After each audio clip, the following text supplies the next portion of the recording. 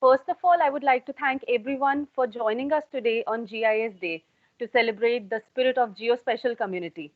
This event is being jointly organized by the Indian Society of Remote Sensing, the Indian National Cartographic Association, the Indian Society of Geomatics, and Scanpoint Geomatics Limited in association with the Indian Space Research Organization. I am Shri from Scanpoint Geomatics Limited, your host for today.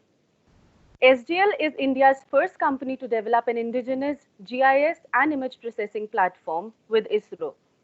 We have been working in the domain for the past 2 decades. So without further ado, I would like to ask Shri Desai, the President, Indian Society of Remote Sensing and Associate Director, Space Applications Center, ISRO, to give the opening remarks. So you may please start. Thank you. At the outset, let me welcome all of you and wish you all, the participants, as well as all my colleagues present here for this webinar, a very happy and prosperous new year, as well as very safe and healthy year for all of you. So again, at the outset, let me thank all the 3 societies as well as Scanpoint Geomatics Limited, Indian Society of Geomatics, Indian Society of Remote Sensing, and Indian National Cartographic Association, Gujarat chapter, for agreeing to celebrate this GIS 22nd GIS Day. As all of you may be well aware, this GIS Day celebration was started in 1999, 19 November. And incidentally, there is no fixed day for celebrating GIS Day. In fact, I was trying to find out that whether 18 November is the scheduled date always. It is not like that. Last year it was celebrated on 13 November. So the week from 14 to 20 November, that has been identified as a Geography Awareness Week. So within that particular week, any day you celebrate, so that is declared by this, generally National Geography, they take the initiative. They are the main sponsors of this particular event. So they specify one particular date for celebrating GIS Day. So once again, very happy. Congratulations to all the people who have assembled here on this first time we are conducting this online webinar. So I welcome all of you. And basically, geography awareness, that is very critical. As all of you know, geography decides many of the things as far as history is concerned, because nations fight war over geography. In fact, what problem we are facing with Pakistan or China, all are related with the maps, basically. So because British didn't identify properly the line of control or the actual map areas of different countries, that has resulted into all these disputes. So in that sense, maps are very important. And on this GIS Day, we have arranged this map competition also, and results are also out. So of course, we were expecting more entries as far as this map competition was concerned, but because of a very limited time, we had in fact started this whole activities almost 1 month back.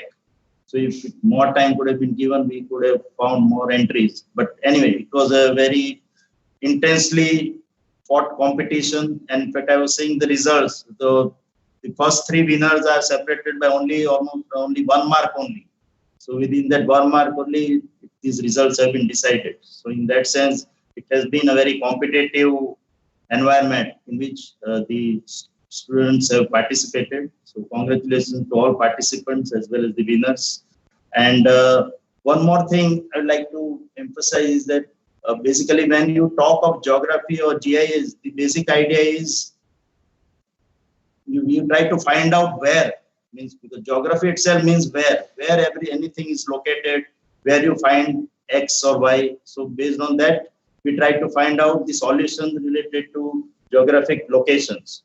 So in that sense, and now with the new advent of new technologies related to geospatial technologies or GIS, so it has entered into a totally new dimension with the advent of AI, ML, and all these advanced techniques. This is going to be the future as far as the students are concerned.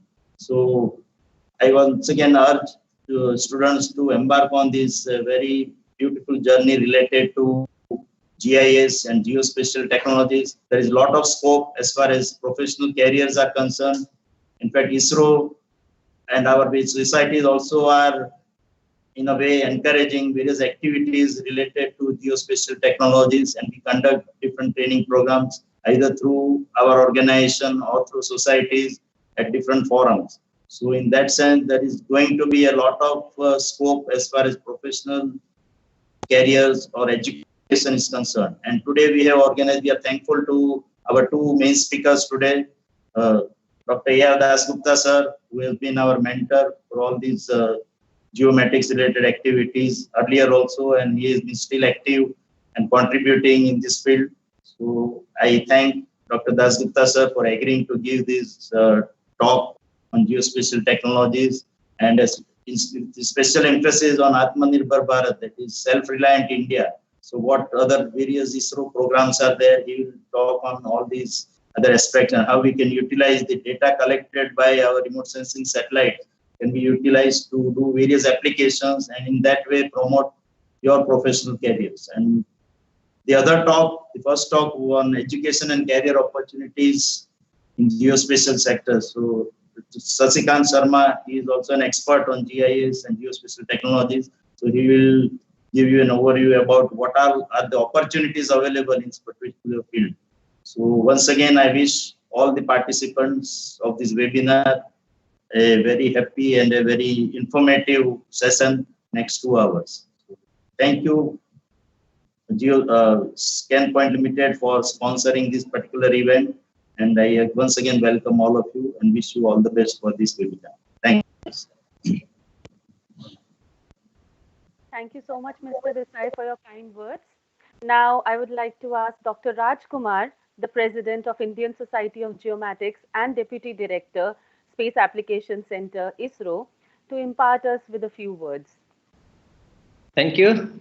Namaskar and Happy Diwali, Happy New Year to all of you. Nilesh ji, President ISRS and Associate Director, Space Application Center. Mr. Diven Lehru, President SGL. Ramesh ji, learned speakers of today's webinar. Dasgupta ji, Shashikant ji, guest of the today's GIS Day function, and most importantly, participants of the map competition. That is, so many participants were there. So again, very good morning to all of you on behalf of ISG as well as on my personal behalf. As all of us know that GIS is a scientific framework for gathering, analyzing and visualizing geographic data to help us make better decisions. And it has been integrated in our day-to-day life in such a way that we even forget that many things we are doing today based on GIS. And we don't realize, like Google Map and many other things, we are daily life, we are doing that. But we don't realize it is GIS. So that's why, again, to reiterate, GIS Day is being celebrated as an opportunity to demonstrate the possibility with GIS to our community and spread its enthusiasm for GIS to users and non-users alike, because many are there without knowing that they are using it. We, under the banner of ISG, that is Indian Society of Geomatics, celebrate GIS Day every year, as all of us know, through its various chapters. This year, due to pandemic, all of us know that it is not possible to celebrate in a regular way.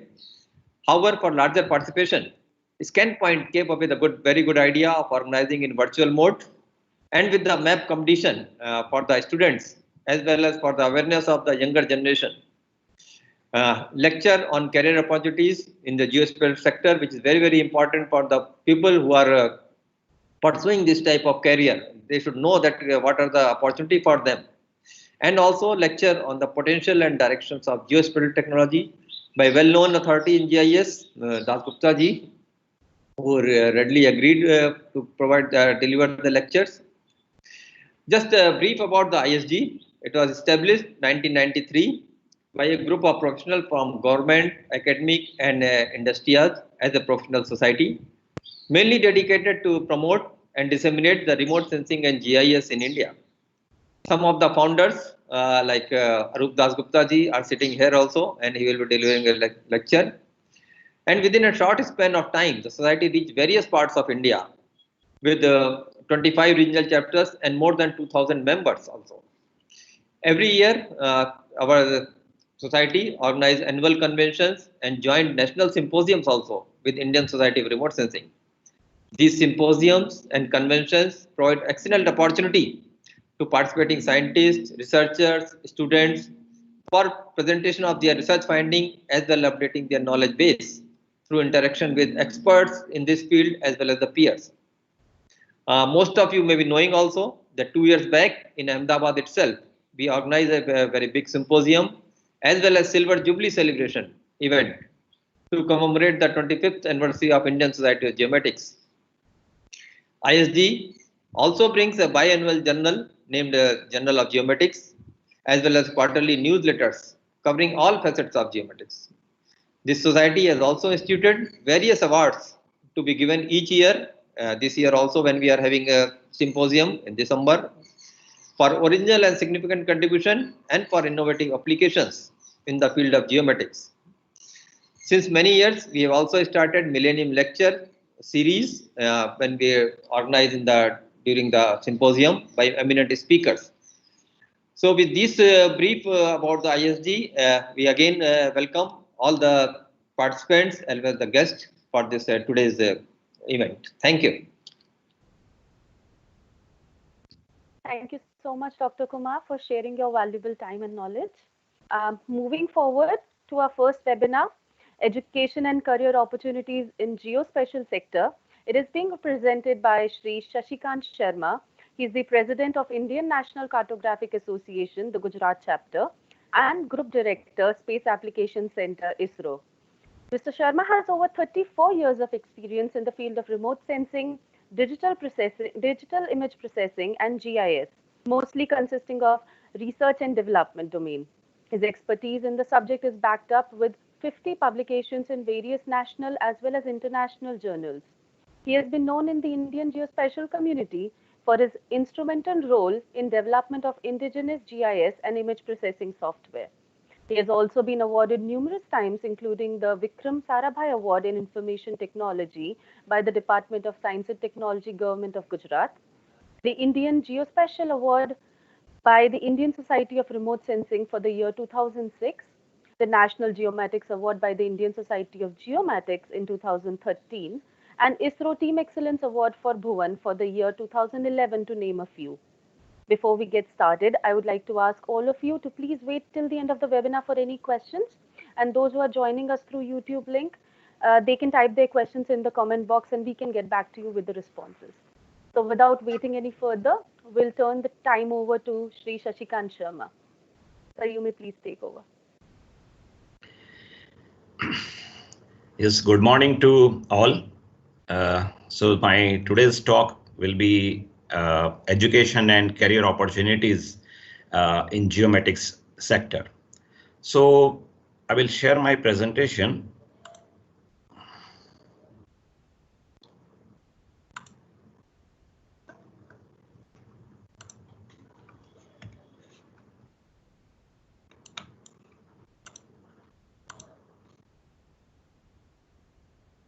Yeah. So today's is GIS Day and we'll be talking about the education and career opportunities in geospatial sector. So first I will talk about the education and then we will talk about what are the career opportunities in this domain. So at first we all know about the geospatial technologies. Here in this talk I'll be using geoinformatics, spatial technologies and geospatial technologies and geomatics quite often, and they are interchangeable right now. So geospatial technology broadly includes mapping and surveying techniques, remote sensing, photogrammetry, cartography, computer programming, global positioning system, that is GPS, and geographic information system. So basically it's an advanced multidisciplinary science and there is a convergence of various technologies. So being what you call convergence of various technologies, geoinformatics has an excellent career options, and especially for engineering as well as science background students. Also, this industry is growing at a very impressive pace, despite being a what you call a nascent stage. and demand for very professional geomatics professionals is increasing in the years to come. As far as education is concerned, we have various type of education in India. The first level is some training type of field. I mean, in the 1 week or 2 week or 15-day type of training in geoinformatics or some certificate course. So these are run by various institutes. I will come to that later on. Then second case is we have subject at graduation and postgraduate level. So people like from geography or geology or various science fields or engineering, they have a subject of geoinformatics. Then the third is PG diploma. So after doing your graduation, we have 1 year and 2 year PG diploma also in geoinformatics. And then fourth is the what you call the master's degree. So we have MTech and MSc in geoinformatics, and also many colleges and universities are offering PhDs. So we have various levels of training options and education options in geoinformatics in the country. And there are various nomenclatures for geoinformatics in various courses. So some people call it remote sensing, then some people call it remote sensing and GIS, then geomatics, geoinformatics, geospatial technologies, spatial information technologies, and so on. So basically, we have a variety of names for this uniform course. But I feel that there should be one or two what you call final names, so that in our job requirements and whenever there is an advertisement, we can directly what you call come to conclusion that we need only this field. Otherwise, we have to give many options and it creates problems for all of us. So I think we should coin one or two best words out of it and use it for our future training as well as education studies. There are various GIS institutes in India. All over the country, there are more than 65 institutes. Some of the main important institutes I have just listed out: Indian Institute of Remote Sensing, MNIT Allahabad, CEPT University, Survey of India, NRSC, JNTU Hyderabad, BITS, TERI, NIIT, CSRE, IIT Roorkee, IIT Kharagpur, Anna University, Symbiosis, and so on. There are many. I have not listed all, but these are some of the major institutes, and we can see that all over the country we have, the institutes are spread so that people don't have to go to all corners of the country. And there are very good institutes, and they are offering this type of courses, what I have told, from certificate course to PG diploma to MTech, MSc, and PhD. So we have a variety of courses and variety of institutes which are very reputed, and you can find out even on the Google it, and on their websites are also available, and all details are available from their respective websites. So these are some of the major institutes of India which are giving this type of education in geoinformatics. As far as our ISRO goes, then we have a very good institute, that is Indian Institute of Remote Sensing, which is a very old institute, which is dedicated for this geoinformatics, remote sensing, photogrammetry, and so on. So I have kept one slide specially for this, where we have variety of courses. One is Masters of Technology, that is MTech in RS and GIS. So it is a 2-year course, and it is affiliated to Andhra University, Visakhapatnam, because we get degree from that, because IIRS cannot give degree for that. And they have specialization in 8 thematic disciplines, and with 1 year of research project. So this is a very good program, and there is a entrance exam for this, and people can join it. Then we have MSc course in geoinformatics science and earth observation, and the specialization is geoinformatics. Once again, it is a 2-year course, and it is in collaboration with ITC Netherlands, and here you can do 6 work courses at ITC, or you can do it here. So that way options are available. Then we have a postgraduate diploma available also. So this is in remote sensing and GIS in natural resource management. And one is geoinformatics science and earth observation. Once again, this is with the collaboration of ITC Netherlands. So once again, we have a variety of courses available, and also certificate courses are available They are on remote sensing with special emphasis on digital image processing. Those who are from computer background, they are from engineering, they can opt for this. Then there is a program on geoinformatics, that is an international program. Then remote sensing and GIS for university faculties, that is an NNRMS program. So this type of certificate courses are also available at this. And apart from that, there are various awareness programs all year for decision makers, and also what you call on-demand special, what you call tailor-made courses are also available. Apart from IIRS, various other ISRO institutes like Space Application Center, Ahmedabad, NRC, Hyderabad, NESAC, IIST, as well as all regional centers, remote sensing centers like Jodhpur, Kolkata, Bangalore, their regular training programs are going on. You can visit our website.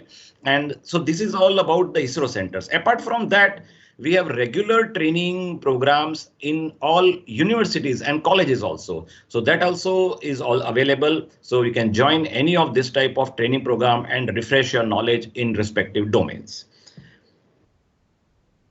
Now, the best thing which has happened recently is AICTE has approved inclusion of geospatial subject in GATE and NET exam.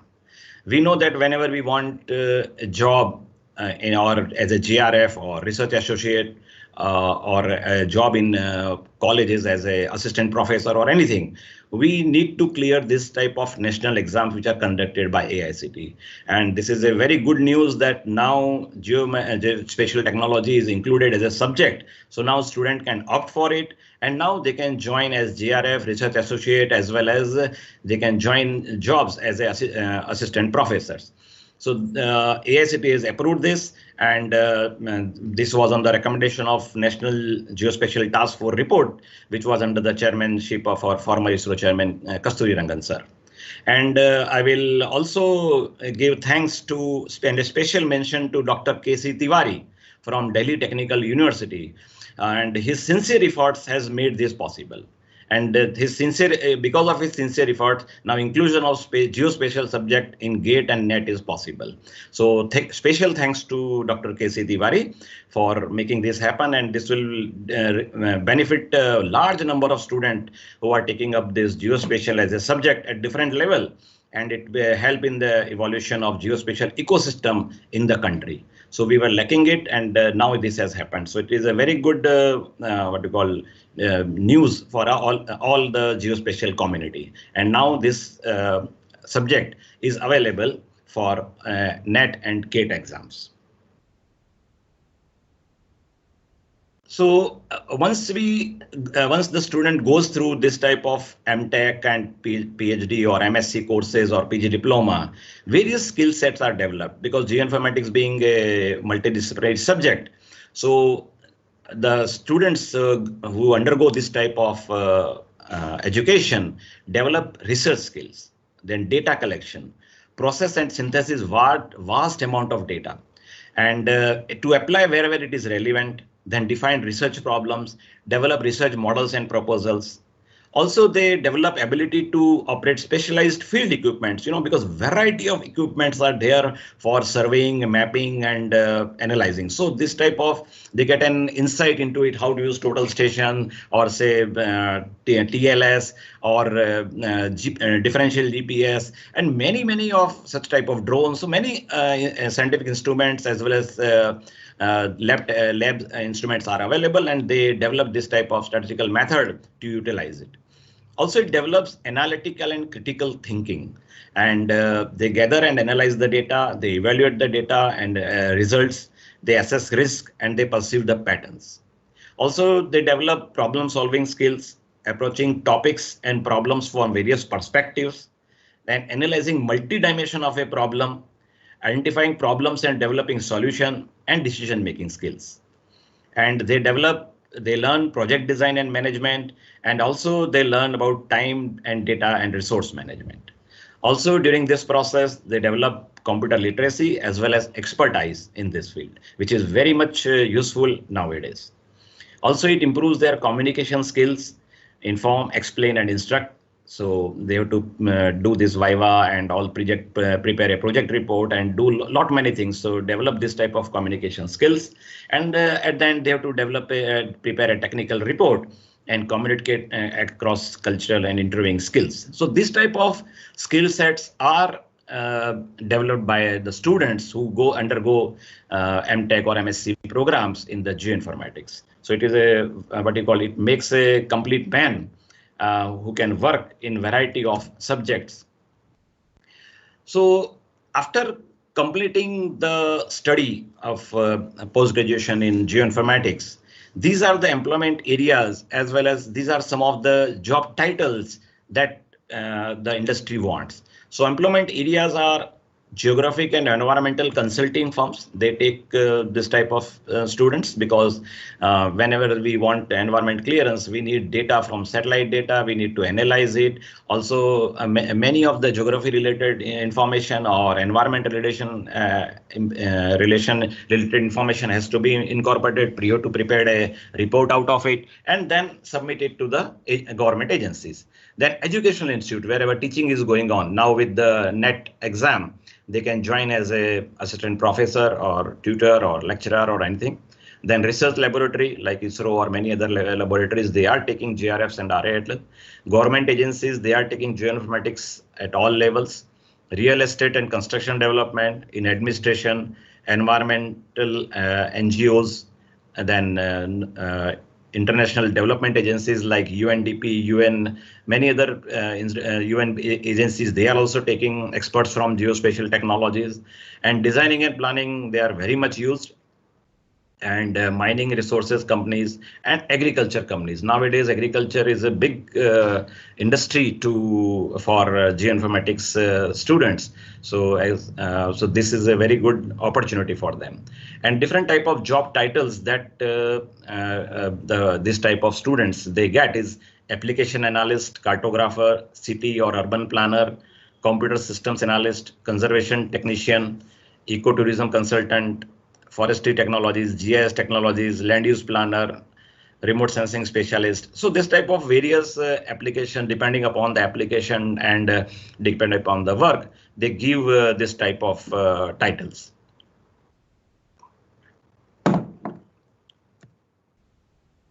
Now we talk about the geospatial market. That is the in market, what type of industries we have. So basically, geospatial market, if we go by technology, then we have aerial photography, that is a whole business of aerial photography, taking photographs, analyzing it and supplying to the users. Then total station survey, as well as creating what you call information out of it. Then geographical information system, then GNSS. So we have GPS and now we have our own NAVIC. So this industry is growing at a very high speed. Then LIDAR and laser scanning, then radar, then satellite imagery, and now it is UAV and drone are coming into picture. So these are the what you call geospatial markets, which are governed by different technologies. And there are in the industries there are verticals, different verticals which use these geospatial technologies. They are agriculture, then disaster management, electricity, forest and environment, climate change, infrastructure, urban development, water resources. And based on that industry verticals, we have various application areas. So there are geospatial industries which are what you call divided as per the applications. So one is asset and resource management. Then some industries are working on data acquisition and visualization. Some are working on information systems, then monitoring, planning and analysis, and surveying and mapping. So these are different type of geospatial market based on technology, their industry verticals, and applications areas. So people with different backgrounds, they can choose on their own, depending upon their expertise in each field, they can also choose the application or the technology. So these are a variety of technologies and application areas are available for geospatial students.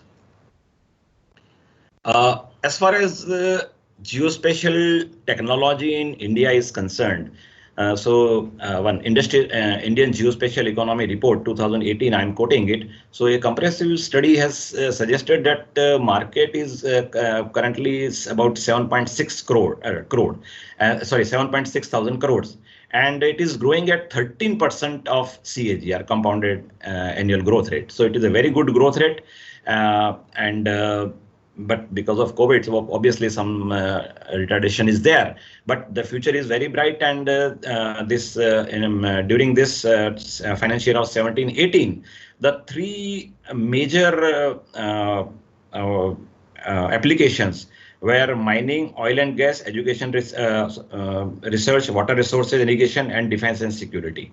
And apart from that, the main emphasis, or what you call main area where these things are used, are infrastructure, utilities, and urban development. So these three contribute what you call major chunk, say more than 50% of the revenue. So these are the basic fields where geospatial technology in India is used. So they are infrastructure, utilities, and urban development. So with its unique ability for acquisition, integration, analysis of geographical reference data, this technology is recognized as an effective tool for planning, management, and decision making. So the major sectors where geospatial industry in India, as I have told you, agriculture, telecommunication, environmental management, and so on. And realizing the utility of long-term cost effectiveness of this, it is set to progress by leaps and bounds in the coming year. And well-articulated government mechanisms, government support, and ever-increasing demand is going in a long way in popularizing geospatial technologies in India and bring it to the mainstream, and it will be an aid for effective governance and developmental planning. As far as geospatial technology in India is concerned, it is what you call a very good opportunity, and government has initiated various reform projects like rural development, power, and natural resources. And during 11th five-year plan, it was a mandate that we have to use geospatial technologies in this project. And some of the very big projects where this geospatial technologies is compulsory or it will be definitely used are AGRIS, then JNRUM, that is a renewable mission for smart cities and other things. Then LLRMP, that is for cadastral mapping as well as surveying all cadastral boundaries of the country. Then RAPDRP, that is related with power sectors. So these sectors and these projects are very huge projects, and they are going to use geospatial technologies in a big way. And this will also boost growth in this sector. Also, government is planning to shift from e-governance to G-governance for a greater and significant role in the economy. We know that e-governance is now in place because of Digital India and all those things. Now we are replacing e-governance with G-governance. So with this maps and geospatial technologies, we will be able to serve even better. So the other fields like roads, constructions, education, health, everywhere, the spatial planning, management, and decision making is going to improve in the country. So in future, we will have geospatial technologies will be used in most of the government projects. As far as industries are concerned, we have different policies which we have to adhere to. So I will just tell three main policies which we need to follow. So one is national map policies, deals with the country's security concern. And so because of security, then there are two types of map series. One is defense series of map, that is DSMs, and another is open series of map, that is OSMs. So here DSMs are meant for security agencies or where the agencies where a lot of accuracies are required and which are not open to all. But for civilians, they have developed open series of map, that is OSM maps, and now they are available at 1:50,000 scale and for public use. So this type of change is there, and because earlier the people were not getting maps as they desire because they were not in the open domain. But now with OSM series of maps, these things will be easy. And but with increase in high resolution maps, this calls for a relook of the policy to incorporate the demands in keeping with the present requirement and stakeholders. So this is the one policy, that is national map policy. Then we have to think about the remote sensing data policy. So this is about the managing and permitting and acquisition of remote sensing data for all development agencies. So now with the new regulation, the data with resolution up to 1 meter can be distributed on non-discriminate basis. And the earlier it was 5.8 meter, that is 6 meter, but now it is 1 meter. So if you want resolution more than 1 meter, there is no issue at all. And with less than 1 meter, obviously we have to apply through NRSC, and a committee is there and which looks into the what you call important aspects of security, and that will be cleared after some restriction. So this new remote sensing data policy is very helpful. So up to 1 meter, at least we can go ahead without any restrictions. But once again, over the years, industry has gone, and this also calls for a relook at the policy to incorporate demands as for the new development activities. Then we have national data sharing and accessibility policies.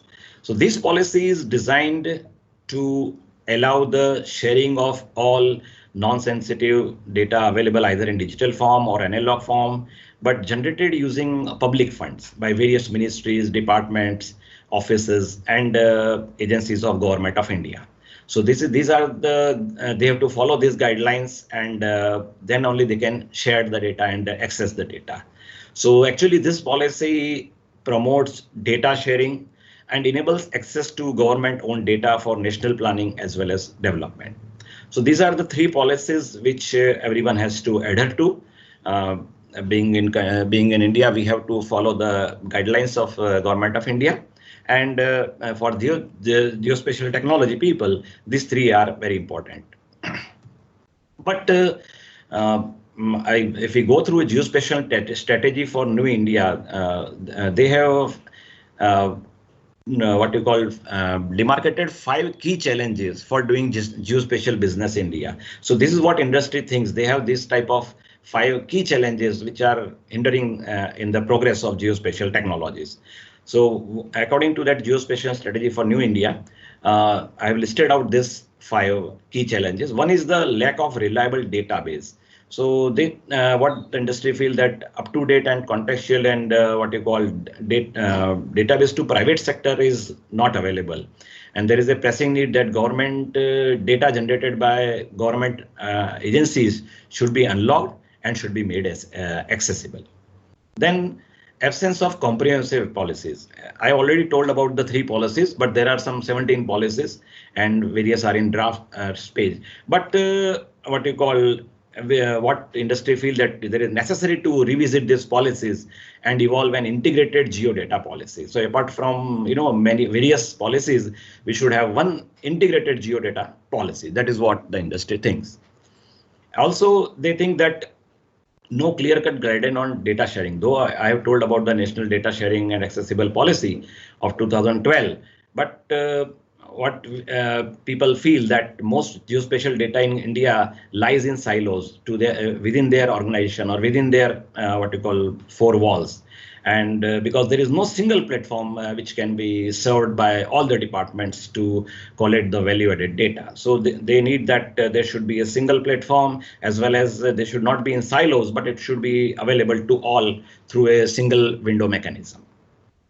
So absence of single window clearance, that's what I was telling, that with multiple department controlling permission, so it is difficult for geospatial industries to take permissions in various domains.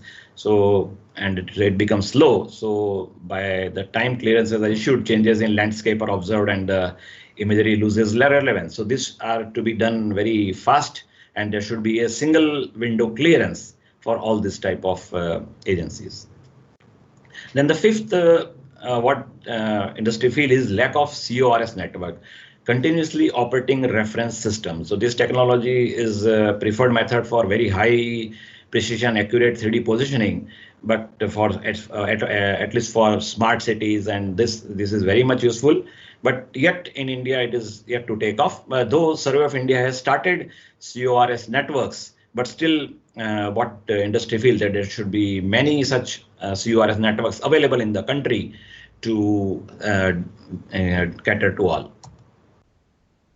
Now, in the meantime, Government of India has taken various initiatives for not only for geospatial technologies, but for all the technologies. So let us think like for Make in India. So now in this under Make in India, whatever softwares or hardwares, whatever you manufacture for India, they will have high priority in usage. So that is a very good initiative by Government of India. And also under Atmanirbhar Bharat Abhiyan, whatever the technology which are developed in India will have a more say, or they will be given higher priority. Also, the Startup India campaign, where all the startups are given the what you call facilities as well as infrastructure or finance or lot many things are given by Government of India. And data.gov.in is available, where all the data will be available in free domain to the users. Recently, we had ISRO and Niti Aayog had a webinar related with startup and Atmanirbhar Bharat, where many startups joined, and also ISRO chairman has already opened up the for private sector. ISRO is open for private sector, and this was declared by chairman and PMO. So now a lot of private industries as well as startups, they are also coming to government agencies and ISRO, and we are helping them. We are ready to help them. And this type of government initiatives will be very helpful to the startups as well as the other industries. So now the whole India is changing, and we need to take the best initiative out of it and develop a digital India where all this information is available. As far as future technologies are concerned, because the geospatial technology is also growing very fast. As I told you that this industry is a amalgamation of various technologies, and in each of this field, lot of what you call R&D is going on. A lot of new things are coming up. So these are some of the things which are right now going in a big way, and in the future also. So the rise of big data and analytics has been one of the most significant business.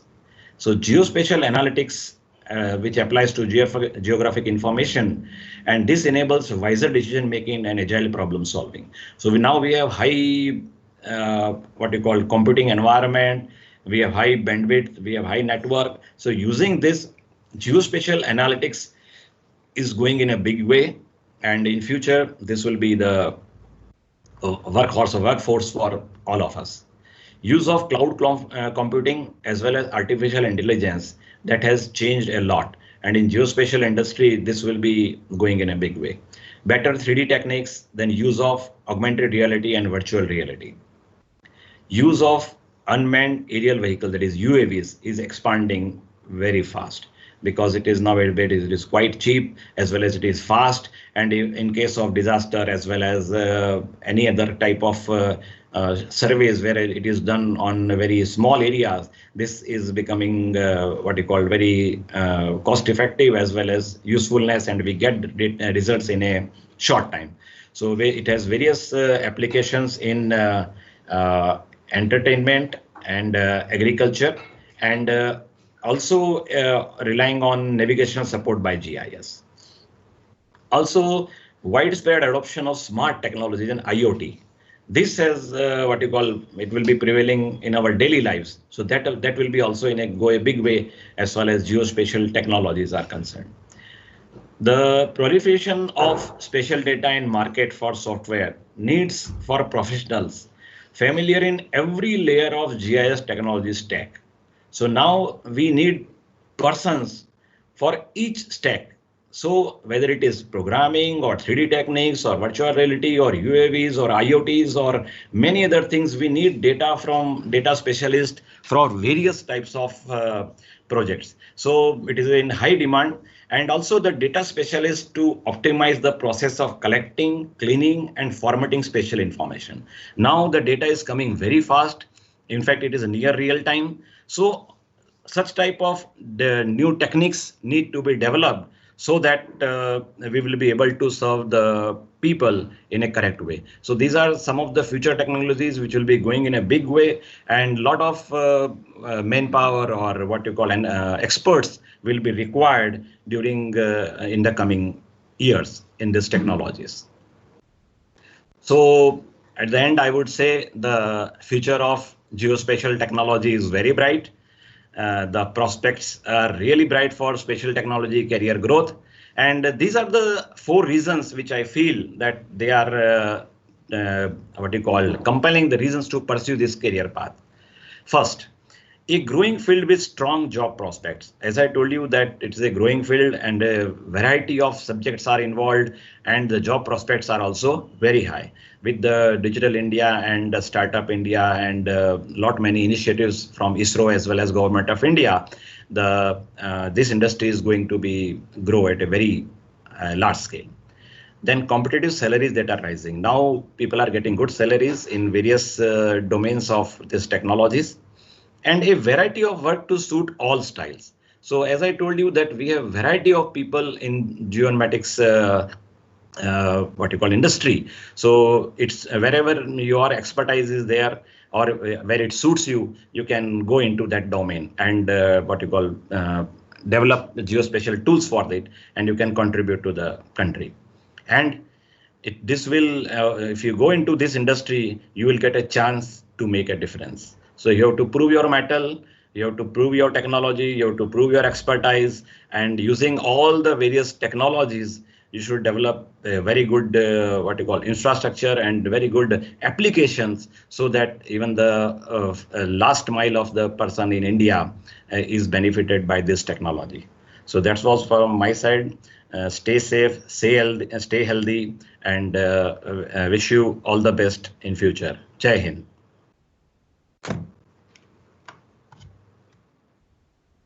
Thank you so much, sir, for your words.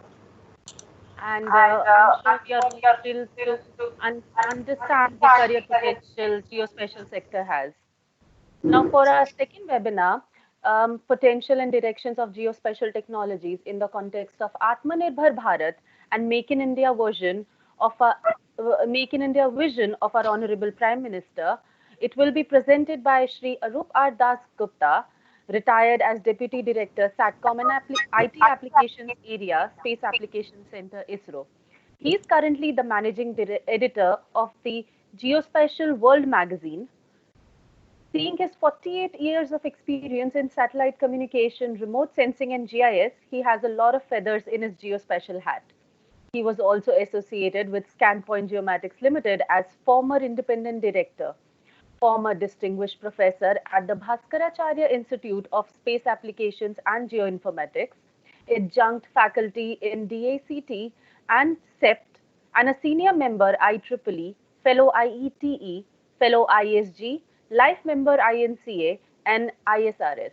He has also received numerous awards during his professional career, including National Geomatics Award for Excellence for the year 2016 from the Indian Society of Geomatics, Geospatial Lifetime Achievement Award in the Geospatial Technologies for 2009, National Geospatial Award for Excellence for 2005 from the Indian Society of Remote Sensing, and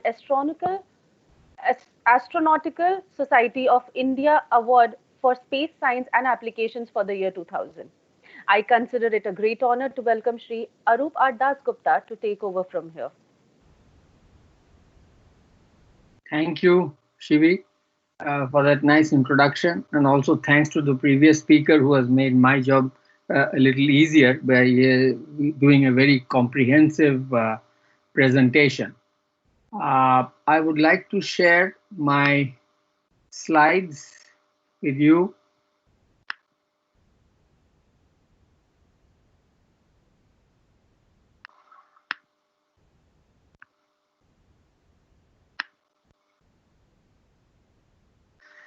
So I have slightly shortened my topic to be able to fit into the slide. And I've basically talked about, I'm going to talk about self-reliance in geospatial technologies. What are the various potentials and the directions that are open to us? I would like to really go back and tell you that India has a big geospatial legacy. Survey of India was set up in 1767, and this is an organization which is now more than 200 years old. The Geological Survey of India was set up in 1851.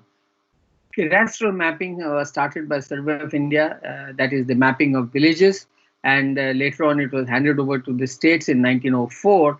And again, I think Survey of India is back into mapping the villages, and you can get the authentic village maps from Survey of India. The Indian Forest Act was set up in 1878, and a Forest Survey of India was set up in 1981. The map that you see is a very interesting map, which is basically the map for the various surveys which are done to develop what is known as the Everest spheroid. That is basically a mathematical model of the Earth, which is located, which is centered around Nagpur in India, and this is the basis of much of the mapping and other work that we have been doing. But of course, now it is replaced, as Shashi said, by the OSM series of maps, which are basically on the WGS 84 international spheroid.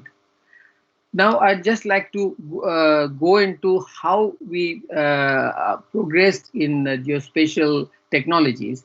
On the left, what you see is a little diagram which shows that all technologies are not alive all the time. So, for example, a technology A, which say is a scanner technology, has seen its day, while the technology B, like the charge-coupled device technology, is slowly picking up.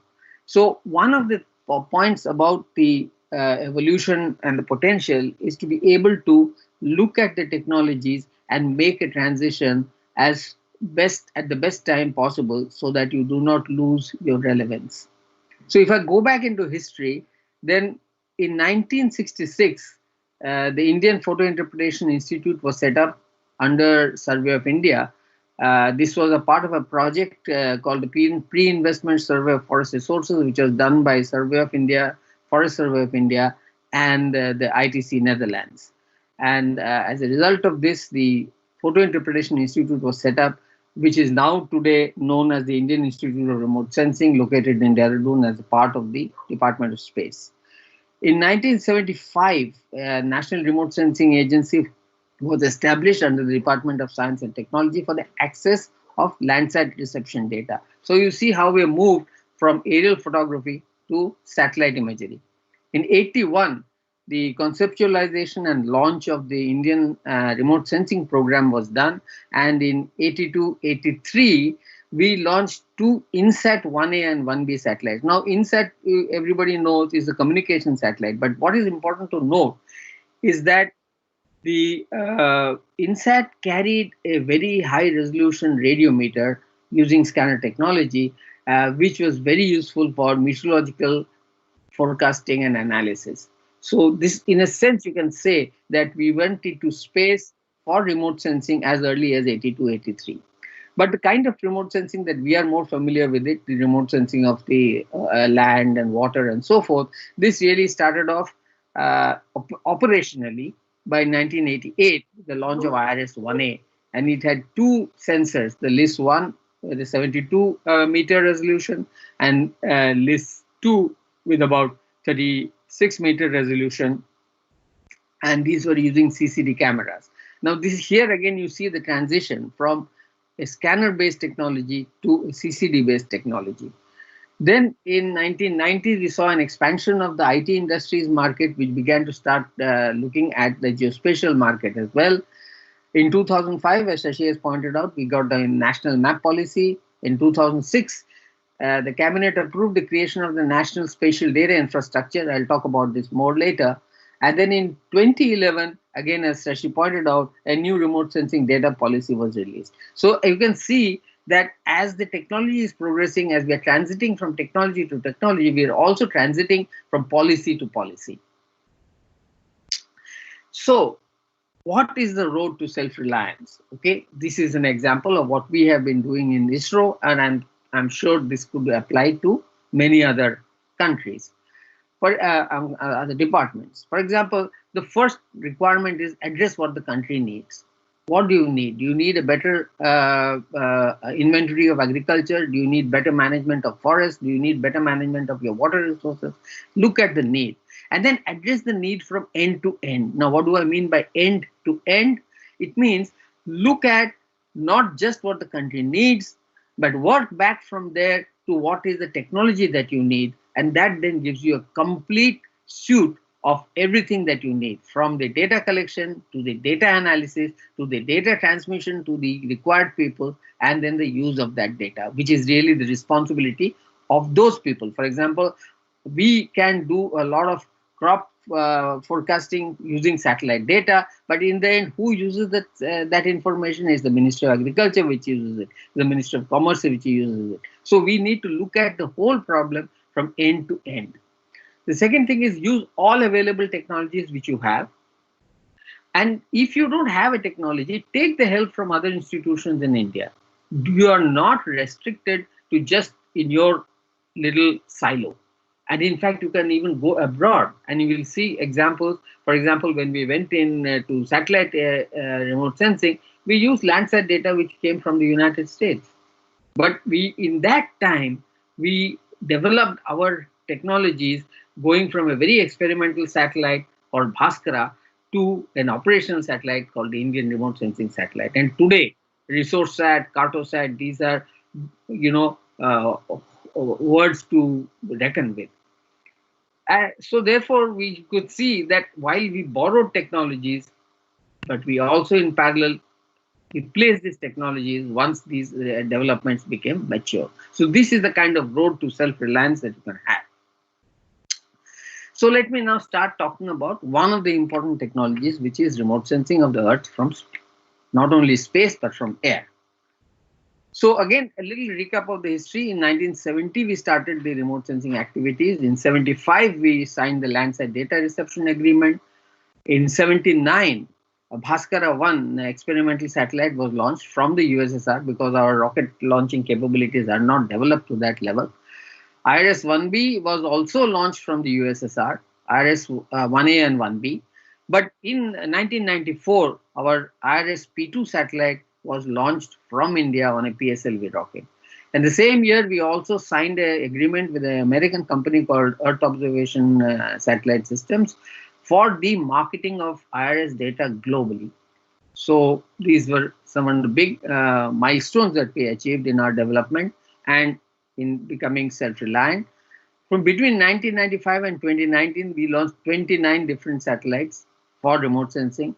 And the details of this is available in the ISRO website. So I'm not going to detail them. But the latest we did was the EOS-01 on the PSLV C49, which was just a few weeks ago. And in future, we are going to see satellites like GSAT-1, and also a very interesting development which is happening, and this is happening in private industry, and that is by a company called Pixel Space Constellation, which is going to go into a totally new arena of remote sensing.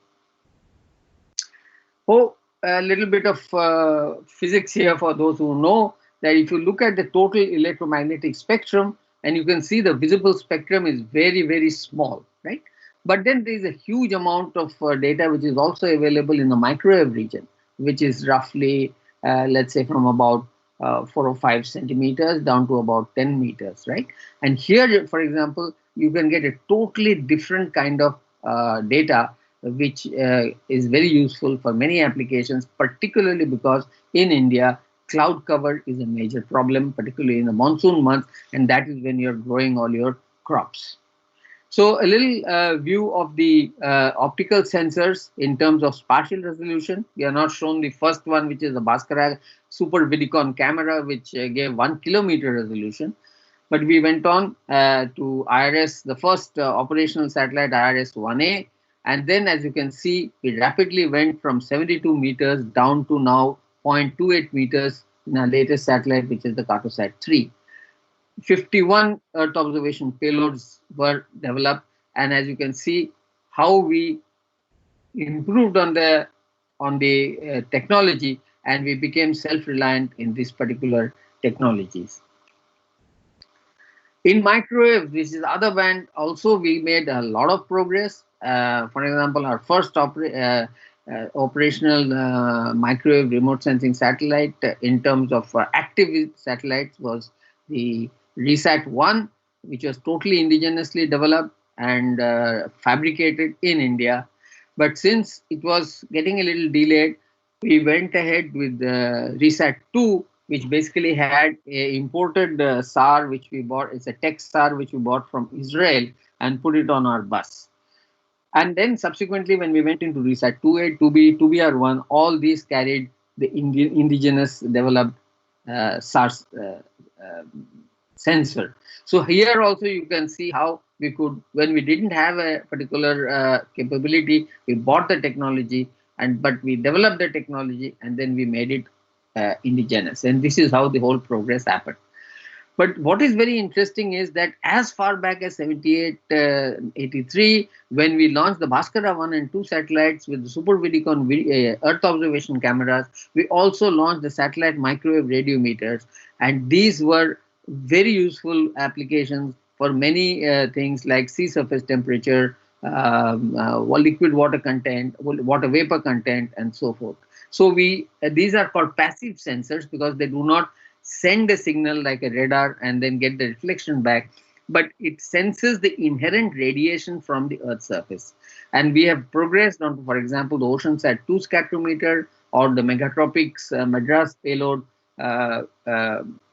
which is a Indo-French cooperation in which some of the payloads are French, some of the payloads are Indian, but the entire satellite is made by India and launched on the PSLV. So you can see again how we are progressing step by step in terms of the Earth observation technologies.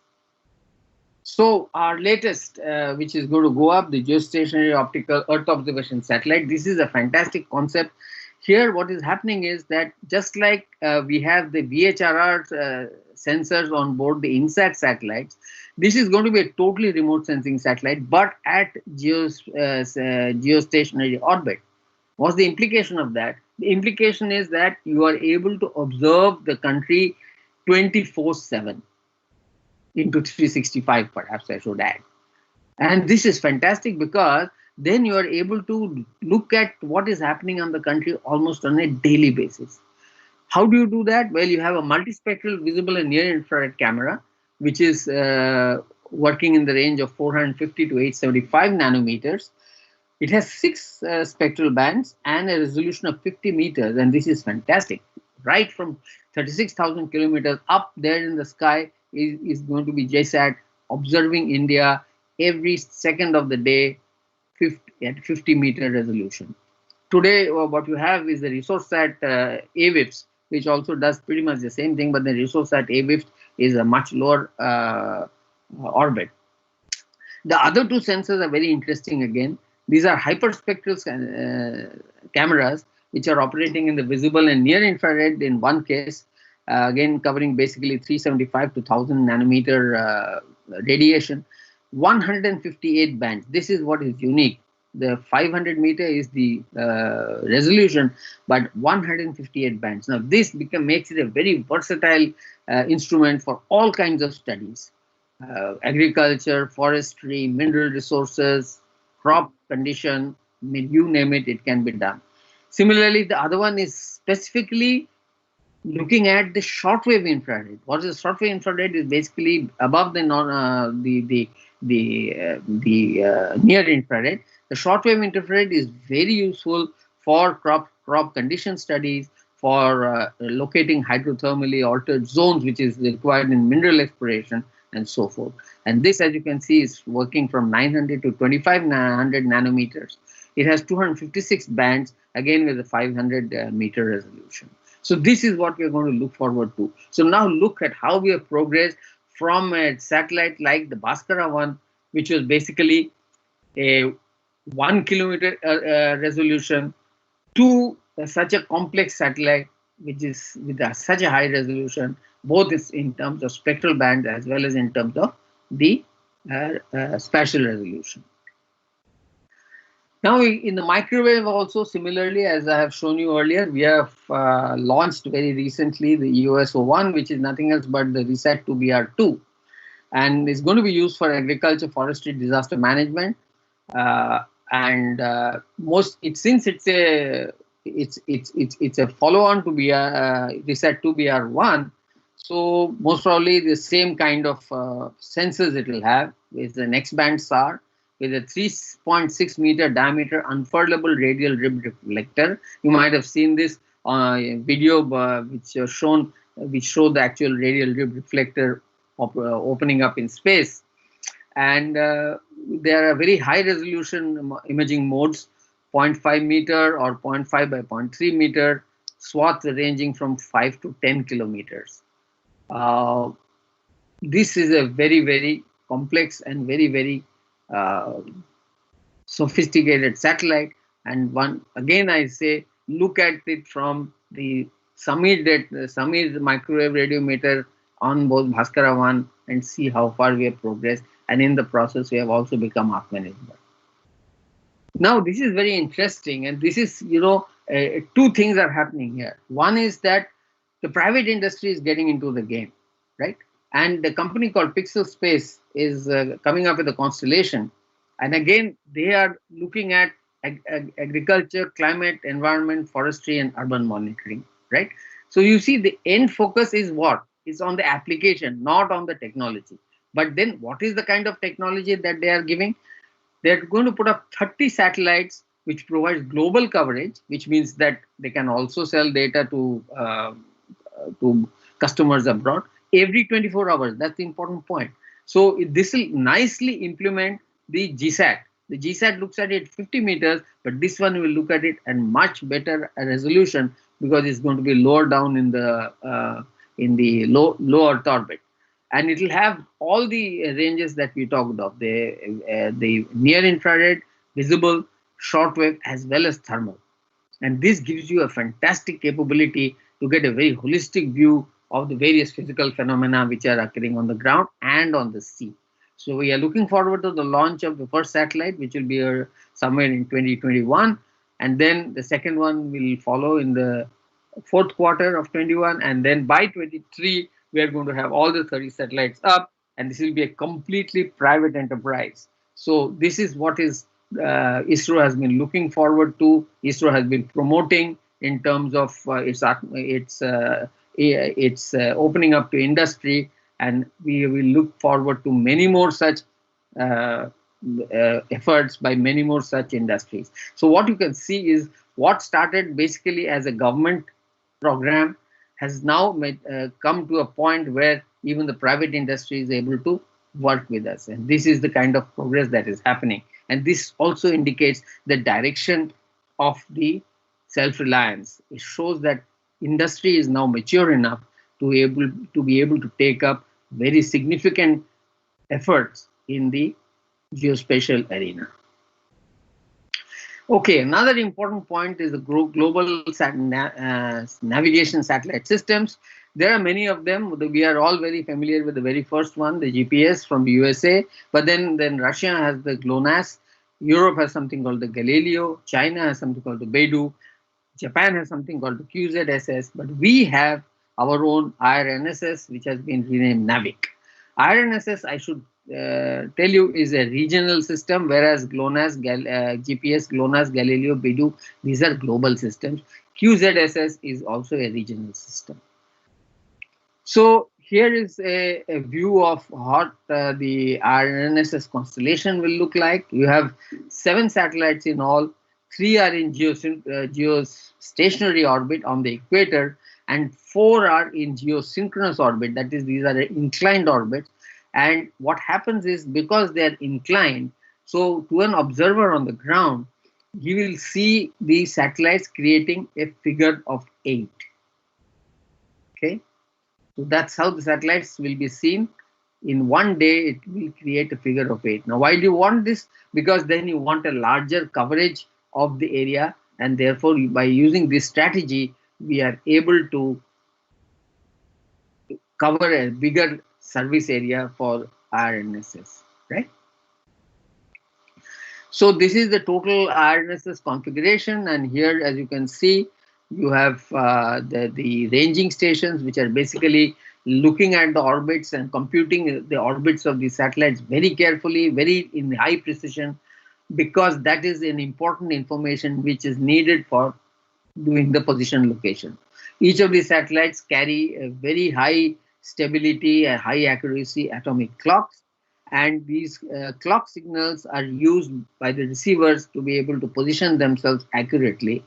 The NAVIC will give you a position accuracy between 5 meters and 20 meters, but there is one version which is not open to the public, which is mainly for military use, which can give you a much better positioning accuracy. Now, let me come to another very interesting development which is happening again worldwide, and this is called the satellite-based augmented system. As you know, most of the GPS signals which are available, the GNSS signals, give you roughly the order of about 10 to 20 meters of instant positioning accuracy. Now, in many applications, like for example in aviation, that is just not good enough. But the problem is that there are interference in the atmosphere which causes the signals to be distorted. Now, there are two ways of getting about it. One is what is called the differential GPS, which is used by surveyors. But the problem with the differential GPS is that you have to take the data back to your lab and then work out the positions of the instruments which are in the field. So this is an offline kind of thing, but you can't do this in aerial air flight requirements because you need it in real time, and that's where this system comes in. In this system, what happens is that you are basically correcting for the GPS errors in time, in almost real time. Now, as you can see, many countries have got this kind of services, and you can see down around India, Gagan. This is this service which has been developed jointly between the Airports Authority of India and ISRO. And of course, it uses the GPS. It has to, because the GPS is a global system, and a global system is what you need in case of doing aircraft navigation and, in fact, aircraft landing as well. So this is not using IRNSS, but it is using GPS. And this is a schematic. As you can see, basically what India has put up is three satellites in the geostationary orbit, which is the GSATs 8 and 10 and 15 as an in-orbit spare. And you have an aircraft which is receiving the GPS signals. And the same signals are also being received by the INLUS stations, and the INLUS stations are quickly converting, looking at the data, doing the corrections for the atmospheric distortions, and sending back the corrections via the geostationary satellite back to the aircraft. So the aircraft is receiving the GPS signal directly, is receiving the corrections directly, and then combining the two, and with that you can get a positioning accuracy of 1 meter in real time. And therefore you can use this system for a category 1 instrumented landing system in aircrafts which are equipped with the particular receivers. Another important application which comes from the location-based, from the application of the GNSS is the location-based services, and there are a huge number of them. For example, transport, storage, and communications is one of the most rapidly growing elements in the service sector. Now, all of you are most probably buying things from Flipkart and Amazon and whatnot. And how do you think that they keep track of all their supplies and where their systems are going and what time they're receiving? This is all being done using the LBS. Air travel, I have already mentioned, although it has taken a big hit because of the COVID, but it is definitely going to be one of the biggest users. Even railways, roadways, ports are also potential users. In some case, they are already using it. For example, I believe railways is already using it. For their container traffic management and so forth. Uh, and of course, there's going to be a huge demand from citizen itself. As I pointed out, you want to go from point A to point B, you're traveling somewhere, you're a new area. Best way is to navigate using the GNSS signals that are available to your smartphone. E-commerce, I mentioned, is growing at the rate of 14% and is a major user of this kind of information. And then real estate and housing are also major potential users. Smart cities, for example, will be using this technology.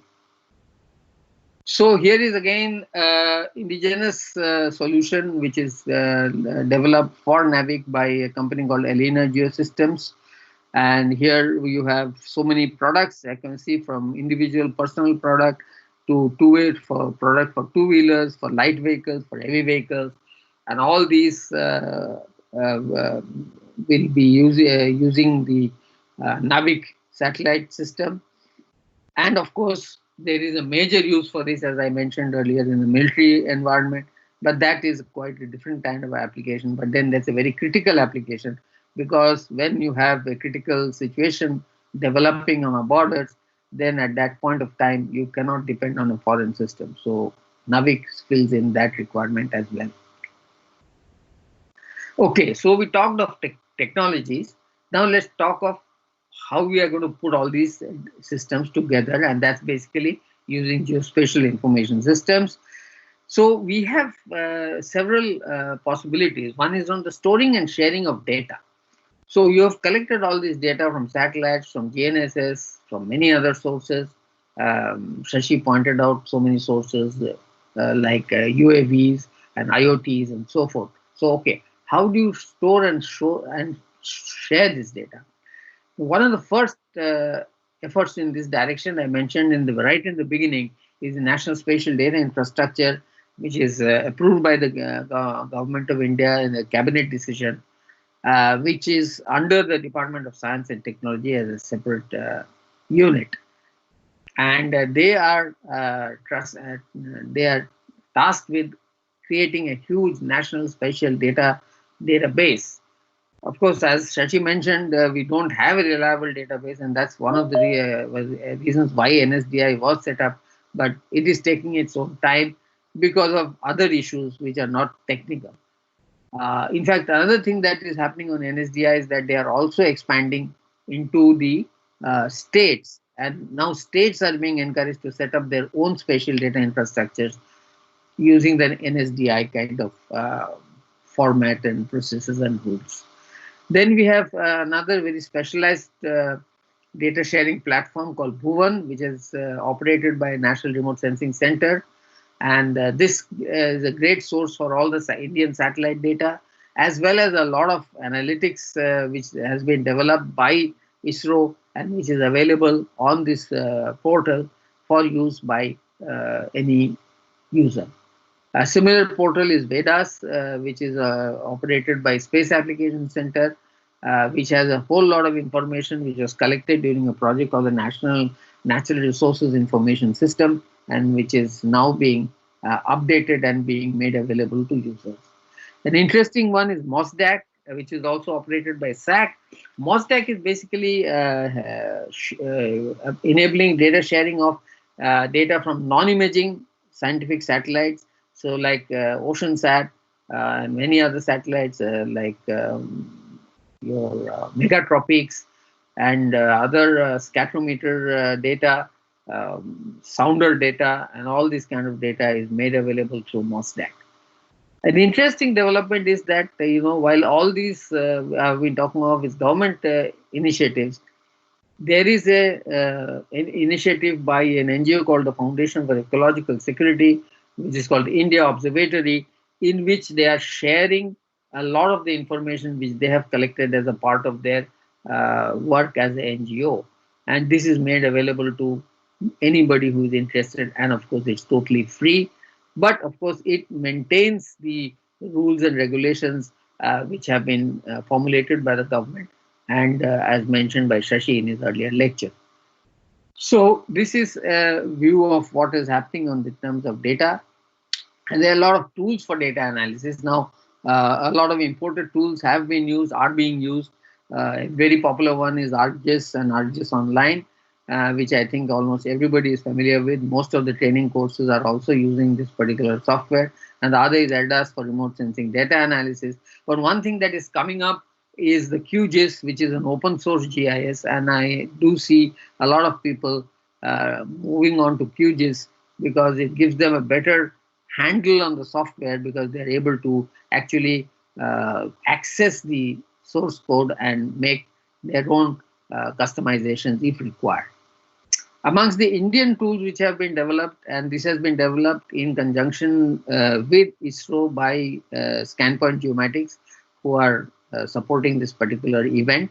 And this product is called the Integrated GIS and Image Processing System. It incorporates both the GIS and the image processing capabilities. So here is a very simple diagrammatic view of this particular product.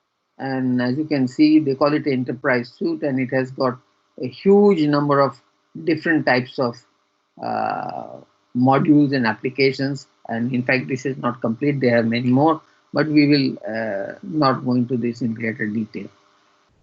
Now, how do you put all this together? So you got all the data collection technologies, and you got all the what do you call the data storage technology. Now, how do you put it all together?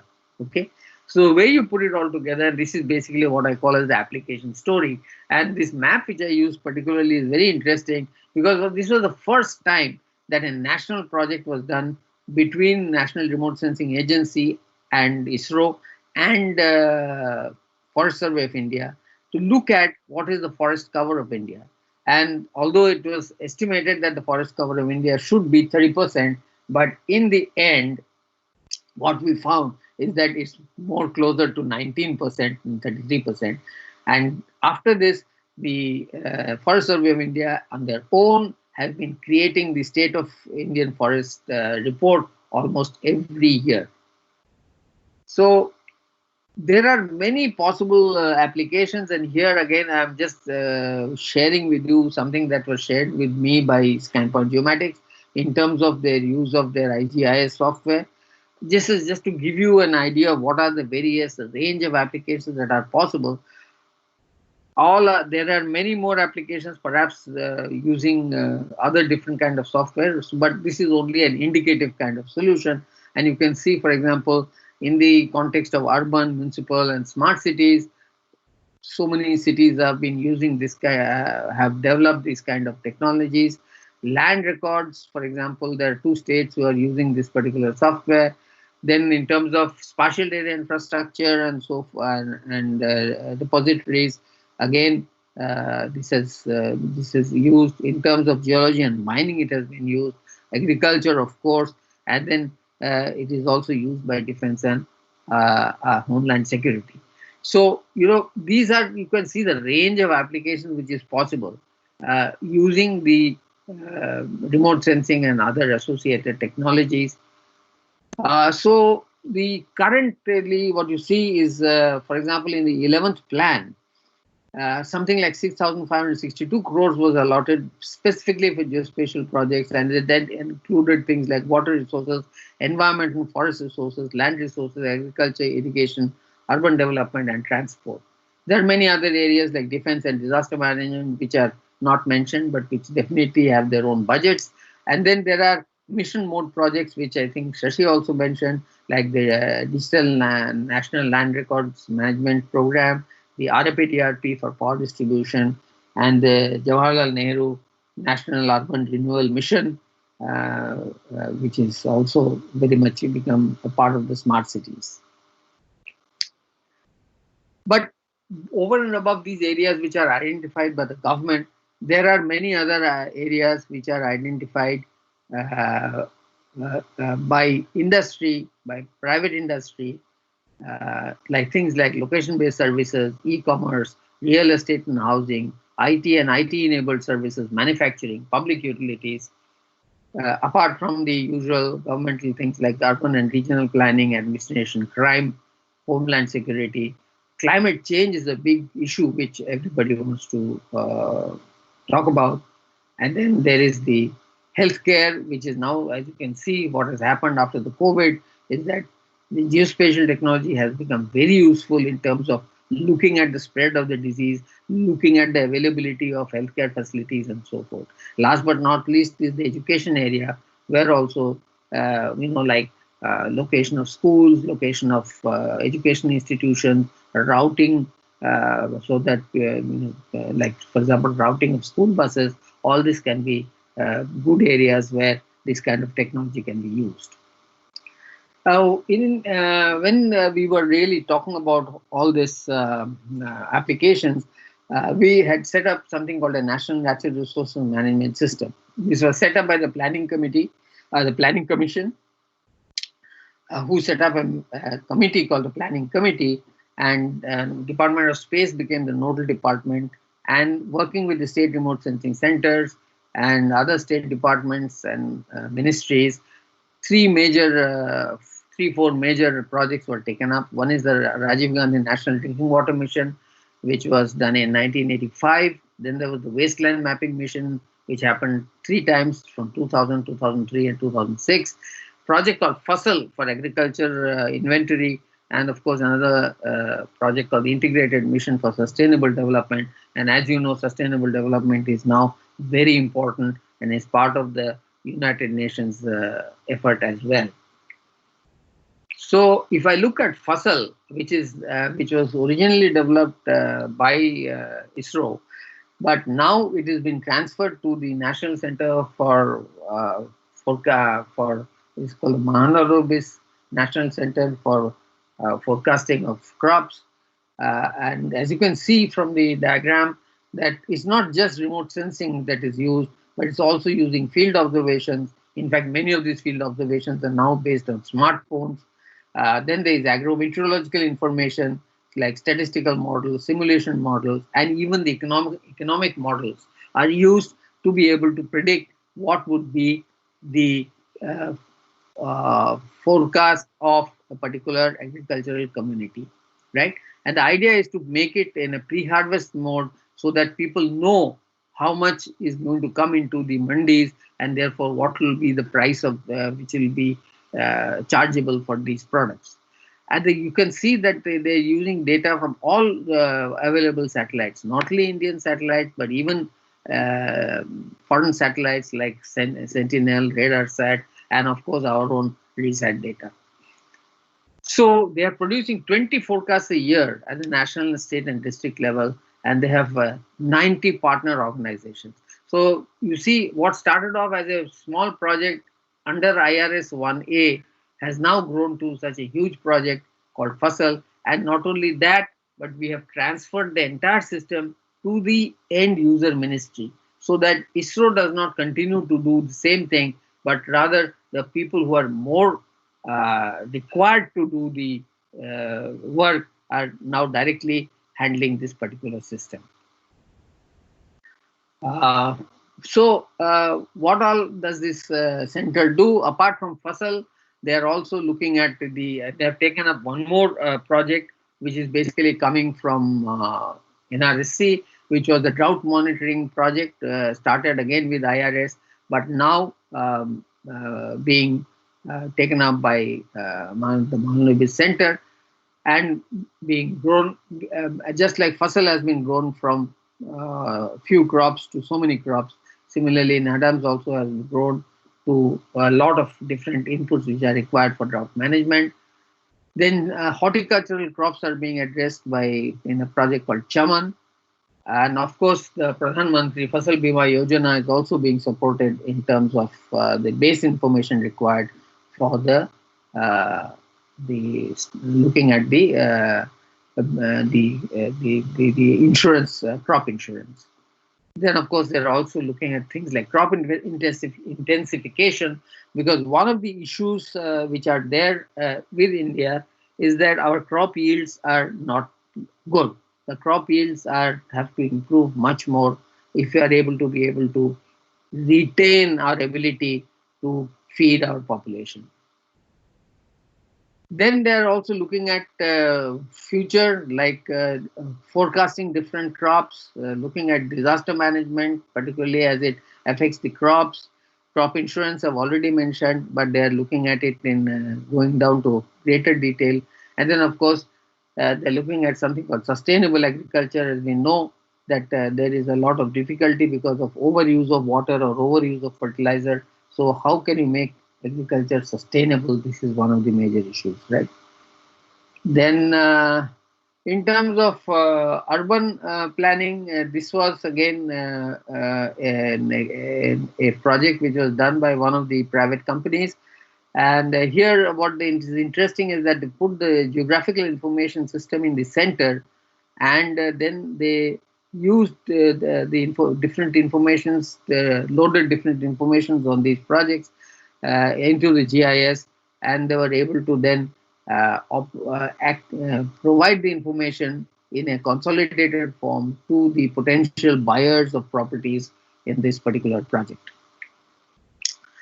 So again, if you look at smart cities, for example, there are so many possibilities, geo-enabled web portals, totally integrated GIS, e-governance and enterprise resource planning, fusion of spatial and non-spatial data, because a lot of the data pertaining to population and so forth has to be included in this. Then there are so many other operations of smart city which can be supported by this technology, including things like revenue management, utility planning, and operations and management of utilities. So these are some of the things that this technology has been very useful for. But now let me come to another point which is very close to my heart, and that is how, if you look at all what I have talked about today, all this is really not, it's all really based on government efforts. And you do not see what is happening to the common man, the citizen, right? So what you see, this is a study I've found which shows that the bottom 2 billion, now here of course we're talking of the global issue, but the bottom 2 million are not really ready to be able to use this kind of information. So what needs to be done? Okay, so here is what I look forward to in terms of the directions, in terms of using the potentials to be able to reach this unreached community, and this has to be done through the innovation. Now, how do you innovate? Well, first of all, you basically need a organization. It has its own capabilities, it has its own competencies, it has its own processes, it has its own culture. Now, there are forces which are acting on the organization and also acting on the various alignments of the technologies and decision-making processes. And this is what ultimately decides the future choice. And this choice can either be good or bad. Now, this is where we need to come in and look at how can we really innovate. So first we should understand that when we want to innovate, it's an evolutionary process. For example, if you look at the remote sensing story which I told you about very briefly, you can see that there is a life cycle approach and that there is a parallel evolution between organizations, between technology and between industry and even between the administration. So one has to choose the right technology during the transition periods, and that will enable the organizations to catch up and become a world leader. And if such catching up pressures are driven by unique country-specific needs, this is the point I started with the end-to-end project, looking at the country-specific needs, then you can have very good innovative solutions. Now here is the idea which how can we develop an innovative strategy? See, everybody thinks of geospatial as maps, but just move beyond maps, even move beyond applications. You must provide an environment for decision making, right? How do you do that? You understand what are the needs, and these are latent needs, and you have to convert the latent needs to a felt need. For example, if you take location-based services, there was a latent need for us to be able to go from point A to point B by which road and so forth. But what was converted into a business opportunity by people like Google, who used technologies which are very new at that time, remote sensing technology, internet, and put them together and strategize how this can be done. Today, everybody is doing this work, but this was how it was developed. So this is what has to be done. You have to provide services customized for the individual, right? So when I'm using a smartphone and I want to go from my home to another place, I need a solution which is customized for me, and this is what is required to be done. So if we are able to do this, calling up a range of technologies, then we can have an innovative solution. Now, I heard a very nice lecture by the late Professor C.K. Prahlad, and this is the model of innovation that is suggested, and I wanted to share that with you. You know, most innovation we do is in the Model T Ford paradigm. What is that? You do mass production, you have supply this data to customer segments, and then it is mass customized. And this is unfortunately what is happening today in the geospatial technology field. We are looking at individual segments, but we are not looking at individuals.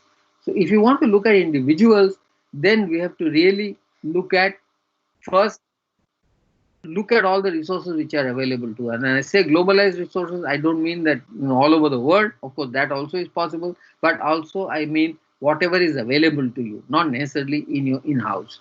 And then you try to customize that for each individual. And how do you do that?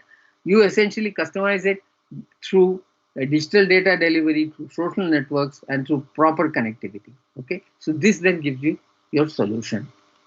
Okay, so let me show you one such thing that has been done by another private company called Satshure. And here, basically, what they're looking at, they're using geospatial data, big data, for lending decision making. So, how will banks lend the money and be sure that they're lending it to the correct people? So, they use market sentiment analysis. They have a database of all the agricultural infrastructure. Then they have the crop price information, and then the crop forecasts and what are the various risks that are there in the crop. Then they do a condition risk assessment and monitoring, and then which using data like crop area, crop yield, weather data, surface water, groundwater, soil moisture, crop health, crop prices, and then look at a totality. And then they are able to make intelligent suggestions to banks regarding the loan process. So they are helping the farmer, they are helping the banks. And therefore, what you see is the entire organization is now totally digitalized using satellite-based processes like geotagging, like farm image capture. Even they allow voice calling and recording on smartphones, and then they can file the various customer dispositions and look at the agents' productivity analytics from the bank's side. Now, by doing all this, they have been able to actually improve. For example, they can monitor 1 million square miles on a weekly basis, covering 95% of their 3 billion crop loan portfolio. Now, look at that. And in a span of 2 years, their non-performing assets in agriculture is reduced by 15%, while adding 25% new farmers to the book with only 10% field staff increments. So this is the kind of thing, the innovation which is possible. Like, who would have thought that banks and farmers could be helped with this kind of technology? But this particular company, Satshure, sat down, looked at what is really required, looked at what technology is available, and put the two together and got this solution. So if I look at, for example, this was a study done long time ago, but what is the return on investment which is possible? And if you look at the numbers, they are mind-boggling.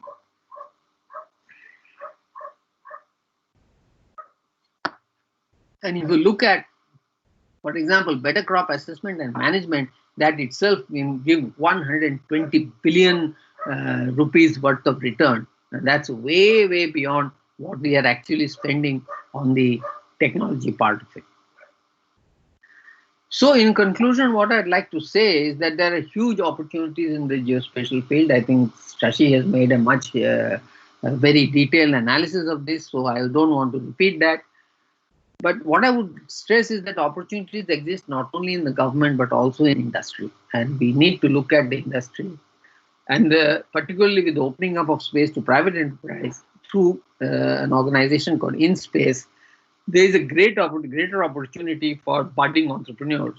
So don't only look for a salaried job. Look to become a job creator. Look to become an entrepreneur. And I believe in geospatial, the sky is not really the limit. So thank you very much for patiently listening to my lecture. I would like to thank Scanpoint Geomatics for this and the various societies for giving me this opportunity. And particularly, I would like to thank the Associate Director of SAC, Nilesh Desai. I also would like to thank the people who helped me with this, particularly Mr. Awais Ahmed of Pixel Space and Mr. Pradeep Basu of SatSure, who were very kind to share with me some of their very intimate project details. Thank you very much for your kind hearing, and I'm open for any discussion if required. Thank you so much, sir, for your words of deep knowledge and great work in India's technologically changing scenario. It will be a great pleasure for us to listen to you again in our future events. So, if the time permits, can we take up a few questions? Shashikant sir, Dasgupta sir, can we take up a few questions with you? Yes, sir, sure. Sure. Okay, so Prabal Tripathi is one of our attendees. He wants to ask, what is the role of IoT technology in GIS and remote sensing? Yeah, should I answer? Yeah. Okay, so IoT, you have sensors all over the place. Say, for example, right now, take a very good example of Google. It gives you traffic information. So it takes data from your mobile and find out the speed, and then you give it to the users. So geospatial concept has to be used for all IoT devices. Recently, Dasgupta sir said about that agriculture monitoring. So if you put agriculture sensors all over the field, then monitoring that and put it in a special domain is very much required. Just putting the data in a tabular form will not solve the purpose. So all the IoTs and everything, if they are in the geospatial domain, that will be it makes a great sense and it will be really useful. Thank you, sir. And Gaurav Jain wants to ask, what are the challenges in use of drones in India?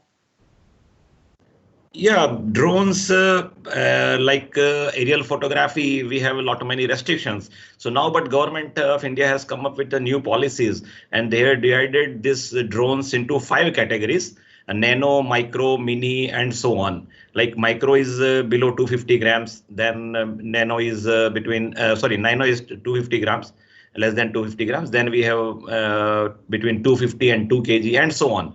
And there are various restrictions based on their weight as well as their height at which they are flying. So for micro and such type of small things, there are no restrictions. Yes, but for the heavy UAVs and which are at a higher height, we need special permission for that. So initially things were quite difficult, but now as the time progresses and as the use also increases, government is coming up with new policies, but still many things one needs to improve as compared to other developed countries. Thank you so much, sir. So one last question from Meenal Patel. I am a botany student, and can I make a career in geoinformatics at CEPT or Gujarat University? Yes, as I told, that this is a multidisciplinary field, and there are various applications in botany, forestry, agriculture, and so on. So if you are a good botanist, yes, then geoinformatics techniques can be used. They are very much used in this biodiversity and various environment-related applications, and even in forestry. And various applications are there. And yes, botany, we have botanists in our ISRO also. So botany is that way there is no issue. And you learn geoinformatics techniques and it will be useful. Actually, I'd like to add over here that geoinformatics is not just meant for engineers and scientists. Geoinformatics is actually meant for a wide variety of people. Even if you're a social scientist, you can use geoinformatics. Even if you are a commerce person, you can use geoinformatics. In fact, some of the companies, very good companies with, like Geosat, like space imaging and so forth, they are actually, if you see the CEOs, they are economics people. They are not technical people. This is one thing which I didn't stress enough in my lecture, and that is geospatial technologies is so wide in its application that it is only limited by the imagination of a person, not imagination of a scientist or imagination of an engineer, but imagination of any person, even a common person. Nice, thank you. Thank you, sir. Sir, I'm sorry, last minute, one more question. If ISRO joins the private sector, what are the private sector joint ventures that we are looking forward to? Yeah, ISRO is not joining the private sector. ISRO is making available its resources to the private sector. Okay, because ISRO resources are fantastic resources and they have cost a lot of taxpayers' money, and therefore they cannot be left idle. And they have certain resources which are impossible for a private industry to be able to develop on their own. So they are making these facilities available, and these facilities are not just laboratories and testing facilities, but also the huge expertise that ISRO itself has. And if you look at the process in which InSpace is going to work, is that it will receive the requests from the industry. They look at what are the requests are. They look at what are the facilities which are available within the ISRO, and whether those can be scheduled, and then the industry will be allowed to use those facilities. So it's not that ISRO is becoming another industry. ISRO is becoming an enabler of Indian industry. Thank you, sir. Thank you, Dasgupta sir. Thank you, Shashikant sir, for your valuable time. And now going further, I would like to call on the winners of our map competition in no particular order to present their hard work and dedication in front of everyone. Kartikeya from Symbiosis Institute of Geoinformatics, who is currently a student of MTech, Geoinformatics and Surveying Technology. You please take over for your presentation. You have 10 minutes. I would remind you to wrap up when you have a minute left. Thank you. Okay, I'll start now. Thank you. Okay, I'll share my screen.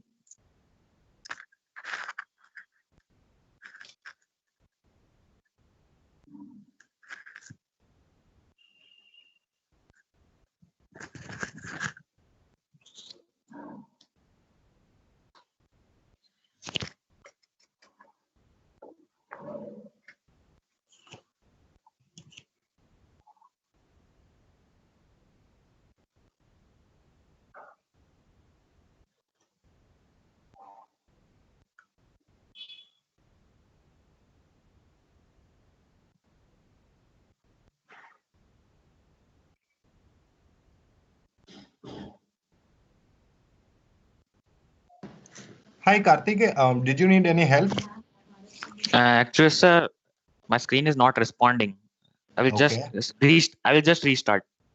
Okay. Should we go to the next presenter and come back to you? Yeah, sure. Okay. Shivi, who's the next participant? So, the second presenter is Aditya from MG Science Institute, a student of BSc in Geology. Aditya, you can go over with your presentation right now. Okay, ma'am, thank you. So let me share my screen.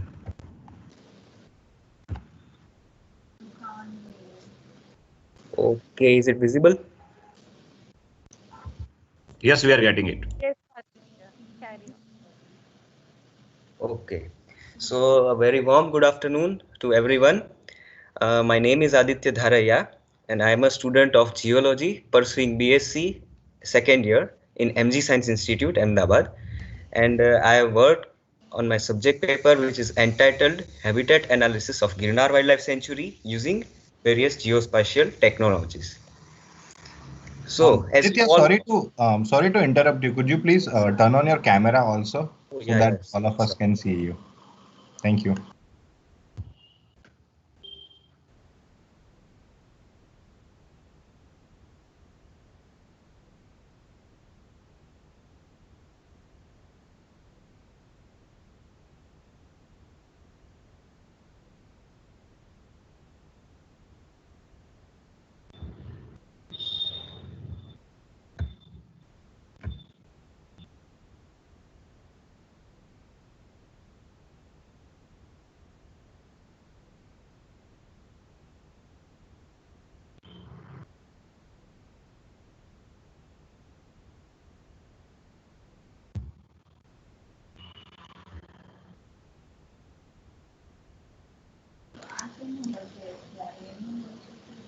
It will be right next to the mute icon in the Microsoft Teams.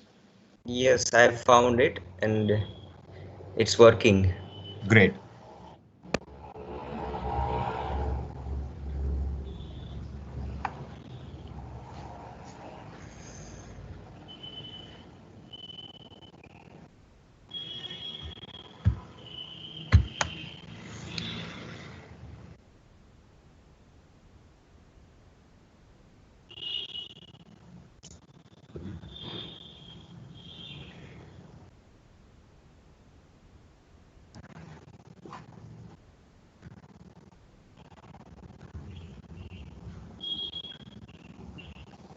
Can we start, Aditya? It's okay. Yes, Yeah. Yeah, yeah, let's go. it's taking very issue. I don't know why. Video. Okay, my screen is visible, right? Yes, you can do full screen and go ahead. Okay, sir.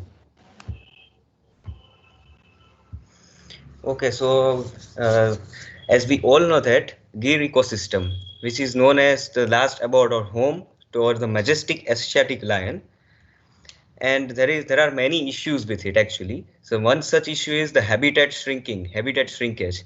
It is the available habitat is shrinking gradually. On the other hand, the population of lion is increasing. So it has increased since 1950s. It is increased to 60 since 1950s to more than 600 at the present time. But since then also the category of Asiatic lion is still endangered according to the IUCN Red Data list. Now there is one case. There is another issue that sometimes lion depredate the livestock and injure the people in search of water and the food. If there had been a prolonged drought during 1898 to 1901. So it was a time when the lion depredated the livestock and injured the people beyond the forest. So we have to come forward and we should do something to manage this increasing lion population for the benefit of both human and lion. So I have used advanced conservation techniques like RS and GIS, which may prove as an effective or significant tool. So the purpose is wildlife management actually. This is meant to be an application of ecological knowledge for balancing wildlife population with human needs. So my main purpose, what I have mapped the vegetation and hydrology in the Girnar Wildlife Sanctuary.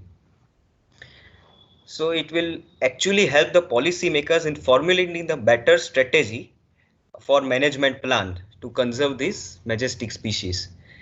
And as we all know, the aerial view of Girnar is look like a circular disc, which is nearly 16 kilometer in diameter. And the location is given like this. Tharaya, your slides are not moving. So you have to go to next slide. Oh, is it?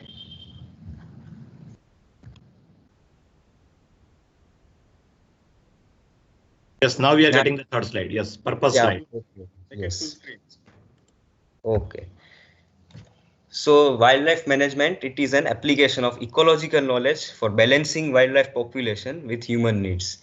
So my main purpose of my study is that I have mapped the vegetation and hydrological features in the Girnar Wildlife Sanctuary, which may help the policymakers in formulating the better strategy for developing a suitable management plans. The aerial view of Girnar is like a circular disc, which is nearly 16 kilometer in diameter, and the locations are given as you can see. So remote sensing and geospatial technologies can make it possible to develop strategies for wildlife conservation and management by examining the suitable land use and vegetation cover, as well as the perennial water sources such as water channels, streams, some reservoirs within the sanctuary.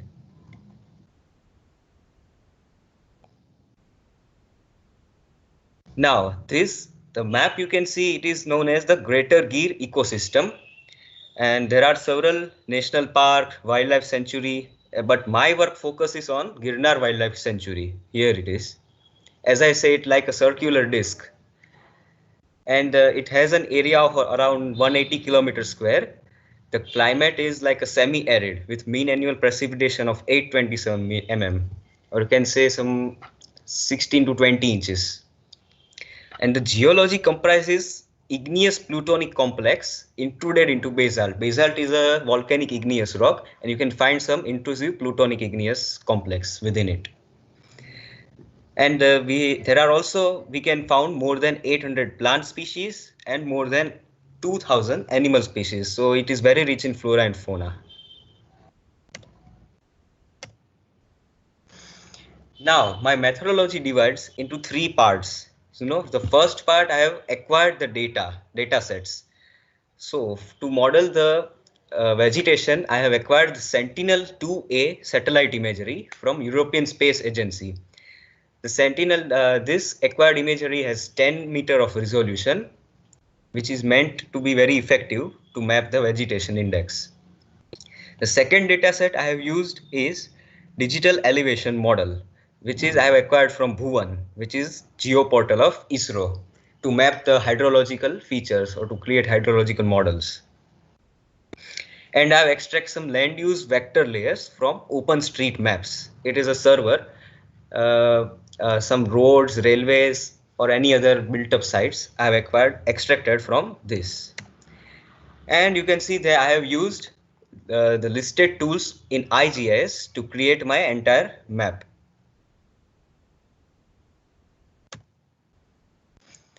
So the second part begins. The formula, the NDVI. I have to create vegetation index. So I have used the NDVI, which is normalized difference vegetation index.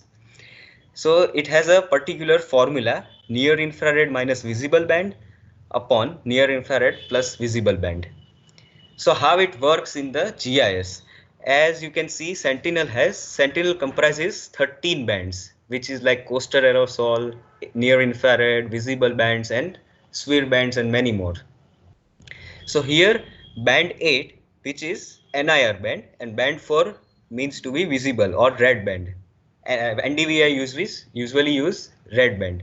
So I have applied this formula in IGIS through vegetation indices, and I have selected NDVI in it, and then I have processed.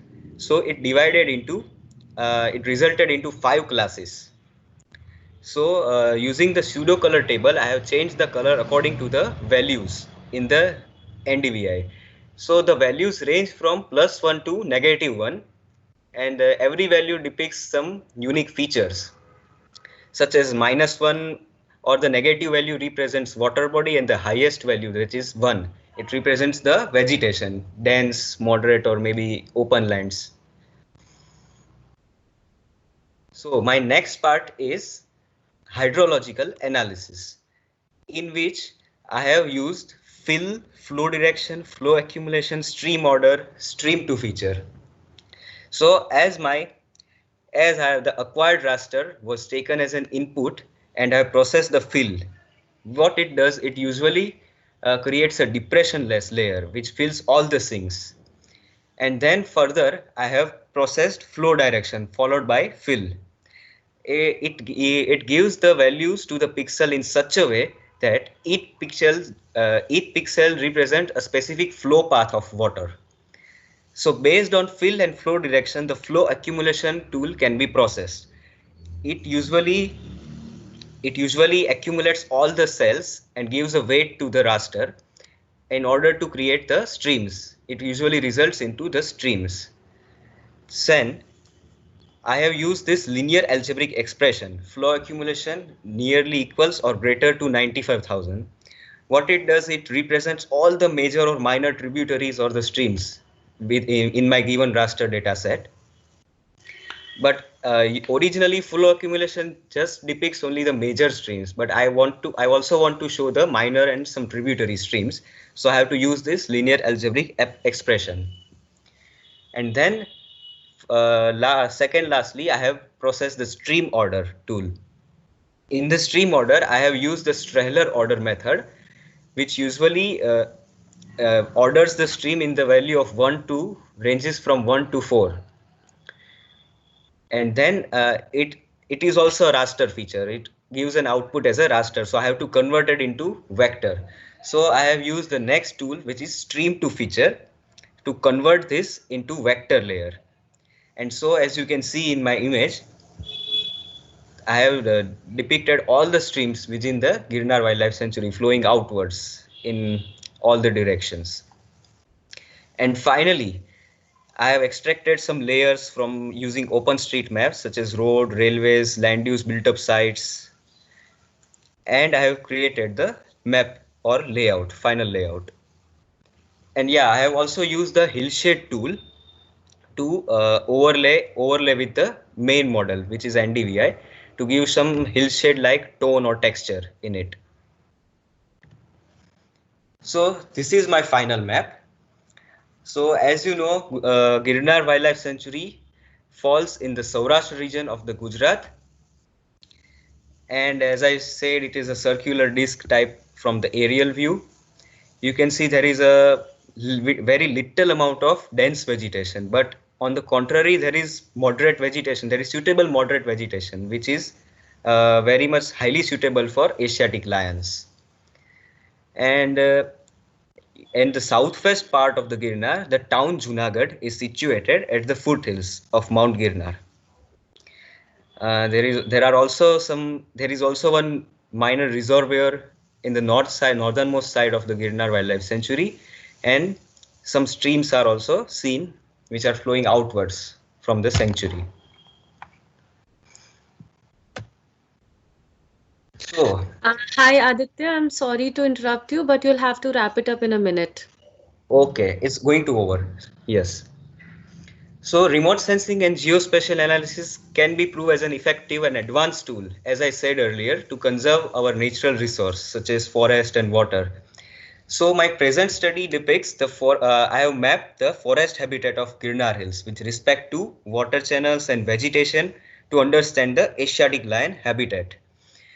And this map can be further utilized for developing conservation strategies of this habitat. As I said, the policymakers and the forest department can develop a management plan to conserve the Asiatic lion and its associated fauna.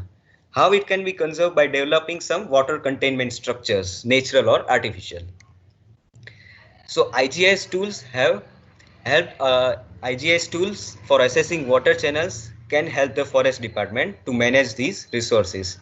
So this will simultaneously help to reduce the human wildlife conflicts, as well as we can also be able to conserve the soil moisture and water in the forest. So remote sensing and GIS technology can be proved very effective in this field or any fields. So that's it. I hope you enjoyed and liked my study. Wish you all a very happy GIS day. Thank you. Thank you very much. Thank you so much, Aditya, for your presentation, and we wish you all the best for the results. Now, moving forward to our second presenter, Akhil Sudhakaran Nair from University School of Sciences, Gujarat University, a student of MSc Electronics. And please, Akhil, can you start with your presentation? Yeah, thank you, ma'am. Is it audible? My sound is audible? Yes, it is audible. Yes, Akhil, you may continue now. Oh, okay.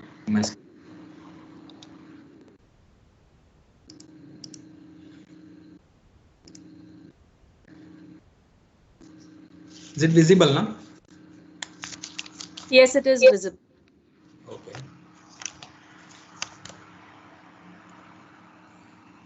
So, good afternoon, everyone. Every day, COVID-19 seems to reach a tragic milestone. So, hope everyone is taking care and doing well in this pandemic period. So, happy GIS Day to everyone. So, before starting my presentation, so let me introduce myself.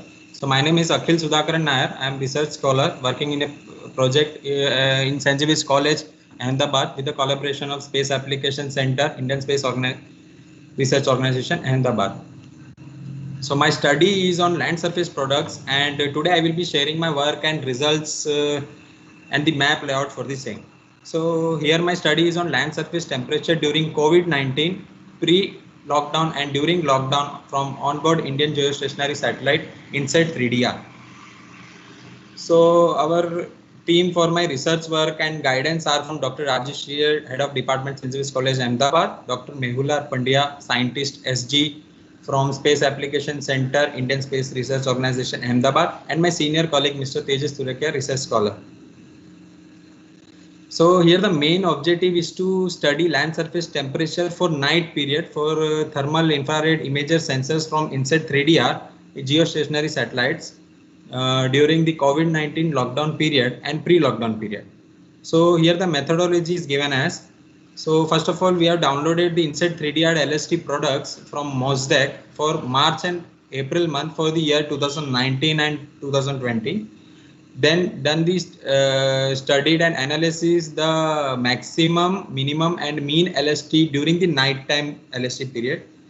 Then the data is stacked according to the pre and during lockdown period, and then the delta LST is calculated to get the changes in land surface temperature in pre lockdown and during lockdown period for 2019 and 20 year.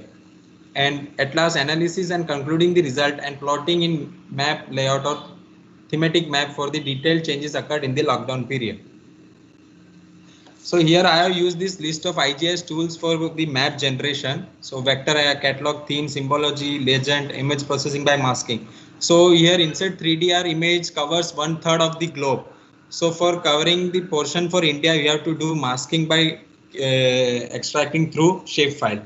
So I have used this image processing by masking, then done image process enhancement and given the density slide for giving the different symbology, and at last map layout. So before discussing the work in detail, here I would like to explain the inputs and details of INSAT 3DR satellites. So INSAT or the Indian National Satellite System is a series of multi-purpose geostationary satellite launched in by ISRO to satisfy the telecommunications, broadcasting, meteorology and search and rescue needs of India. INSAT 3DR is a multi-purpose geosynchronous spacecraft with main meteorology payloads, that is imager and sounder. So the main objective for this mission are to provide an operational environment and storm warming to protect this life and property. INSAT 3DR is a monitoring the Earth surface, oceanic observations, and also provide the dissemination capabilities. So it is basically positioned at 74° east longitude. So INSAT 3DR with a lift of mass of 2,211 kg and was flown on September 8, 2016 by GSLV F-05. So from the payloads, here we have used the imager sensor. So the 3-axis stabilized geostationary satellites carries 2 meteorological instruments, a 6-channel imager and an IR sounder. So along with this channel, visible middle infrared, water vapor and thermal infrared bands are there. So the imager includes a SWR channel for wider application. So here the imager sensor for INSAT 3DR missions is having 2 thermal infrared channels, TIR1 10.3 to 11.3 micrometer and TIR2 11.5 micrometer to 12.5 micrometer, which are used to compute the LST through the view angle dependent split window algorithm. So continental level LST images of level 3D INSAT 3DR image sensors are available for every half an hour from the satellite. So here the LST product is retrieved at 4 km spatial resolution database and which is available from 11th October 2016. So here this spectral sensitivity is the relative efficiency of detection of light or other signal as a function of the frequency or wavelength of the signal. So when the sensor system is linear, its spectral sensitivity and spectral responsibility can be both decomposed with the similar basics functions. So the spectral response describes the sensitivity of the photo sensor to optical radiation of different wavelength. So the magnitude of the energy that object reflects or emits across the range of wavelength, it is called spectral response pattern. So here INSAT 3DR relative spectral response for TIR1 10.3 to 11.3 micrometer and TIR2 11.5 to 12.5 micrometer is shown. Here spectral response for different class is shown for insert 3DR RSR for TIR1 band and TIR2 band. The class is shown here is as conifers, grass, maize, ice, soil, construction. As all of them are having different emissivity, so LST product is retrieved from it. And these are taken from this Ester library. So in the analysis part, here I have done a detailed comparison of insert 3DR LST data over India for the March and April month for 2019 and 2020 year. So as the phase 1 lockdown has been imposed from March 25 to April 14 as emergence of COVID-19 outbreak. So further the lockdown continued and the analysis is going on for the same. So the pre-lockdown period is from March 1 to March 24. So for 2019 and 2020, for the same pre and during lockdown period analysis has been done. So results showed that during COVID-19 lockdown imposed, that is March 25 to April 14, 2020, mean nighttime LST was lower than the mean night light of the LST of 2019. On the same similar dates. So, and the results showed during March 1 to March 24, 2020, that is before lockdown, mean night LST was relatively higher than the mean LST of the 2019 on the date, same dates. So here is the result which are presented through this thematic map. And as seen that the central part of India is having 270K to 280 Kelvin range, which shows the green part, and having less LST values than the southern part of India. And southern part of India is having 280K to 290K, which shows the maximum LST during the night period. So the northern part is having 260K to 270 Kelvin and lesser LST values during the night time period. So here we can see that in the lockdown period 2020 LST values are higher than the last year 2019 for the same period March 1 to March 24.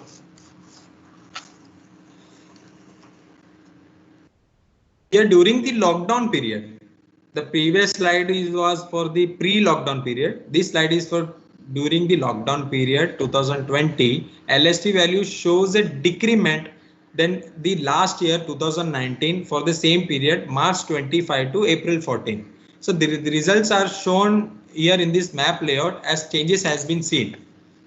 2019 map has been shown here, and 2020 temperature is having a green shade, which means the temperature has gone lower. So here histogram for the LST during pre-lockdown and during lockdown period can be seen, and is clearly visible that the data obtained from insert 3DR TIR image sensor, the lockdown histogram is having minimum values than the previous pre-lockdown period.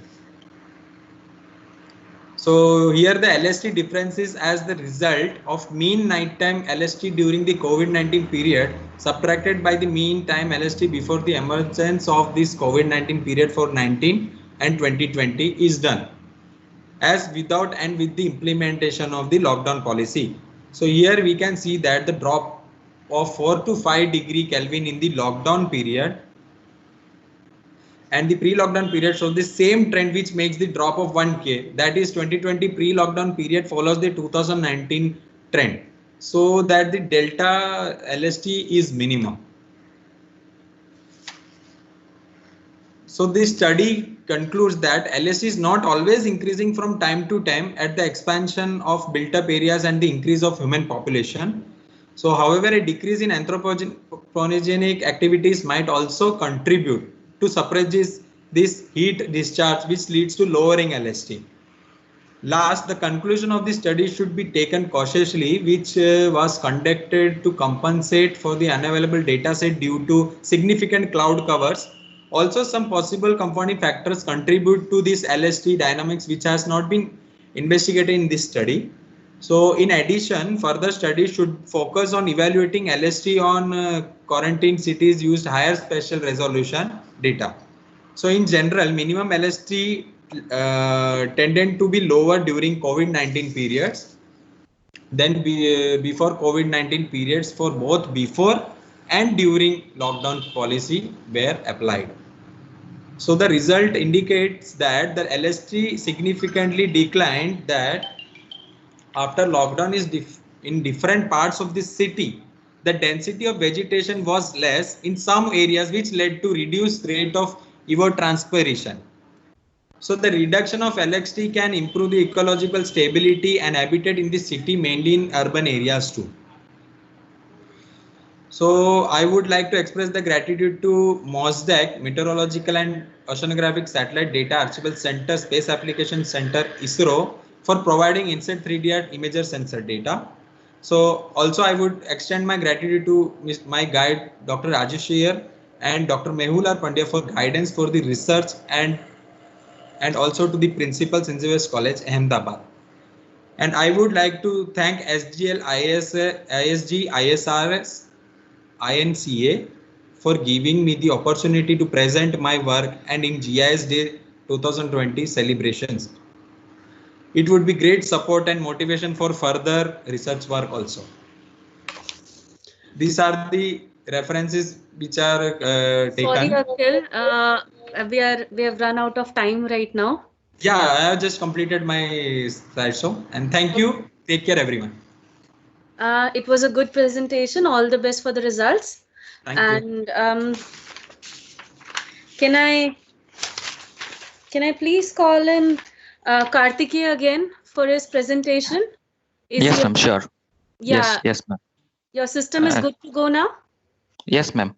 Okay, yeah, please continue.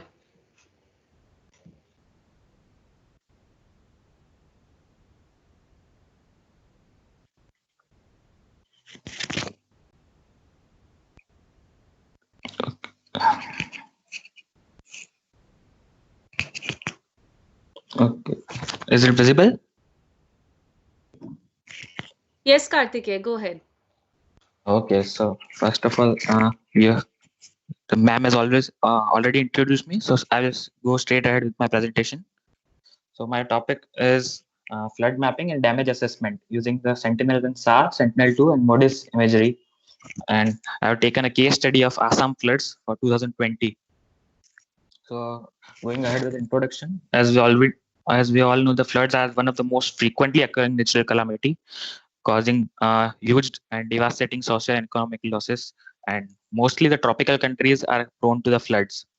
And in India, Assam state is flooded nearly almost every year in monsoons because of heavy rains and overflowing of Brahmaputra river and its tributaries.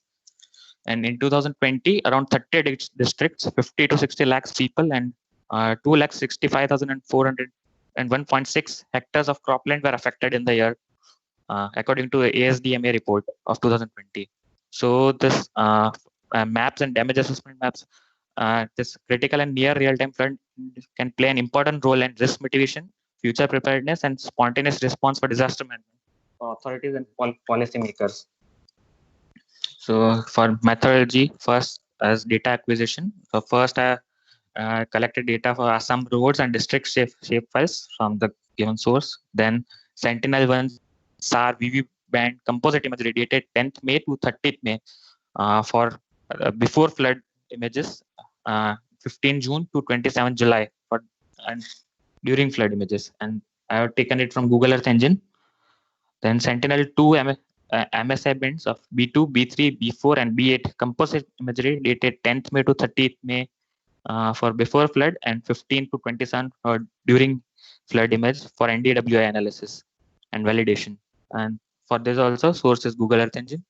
Then I have taken MODIS land cover product for damage assessment, Global Human Settlement Layer 2015 for estimating the population exposed, and global water surface data for identifying perennial rivers and permanent water bodies to mask out the permanent rivers so that it doesn't count in the flood areas. And finally, hydroshed DEM for masking areas with slope more than 5%. So tools that I have used are for IGIS tool. I have used the histogram for getting the threshold value for flooded areas. Then subset image to subset my area. Masking for various purposes. I will continue in that in next slide. Focal analysis for correction, like pixel correction. and logarithmic enhancement for the after flood image, as that was a bit hazy, and so analysis was a bit difficult. Then indices for calculating NDWI, and then reclassify for after thresholding that I need to reclassify for the flood images and non-flood pixels, and then thresholding for calculating the flood image statistics for calculating damage assessment, and advanced change detection tool for after and before imagery. Then spatial analysis, a clump to remove the errors from the pixels due to which may come due to various reasons. Then conditional complex for conditional tool I have used for calculating interpolating the values of the cloud mask, which happens a lot during the flood images, and geoprocessing clip tool for clipping to boundary and all, and for roads and all to clip to the polygon, and finally map layout. Other layer tools that I have used are Google Earth Engine, MS Excel, and MS Word. So this is my methodology. My methodology consists of main 4 stages: image processing, generating flood map validation, and flood damage assessment. So first step, image processing of SAR imagery. That I have done fully on Google Earth Engine.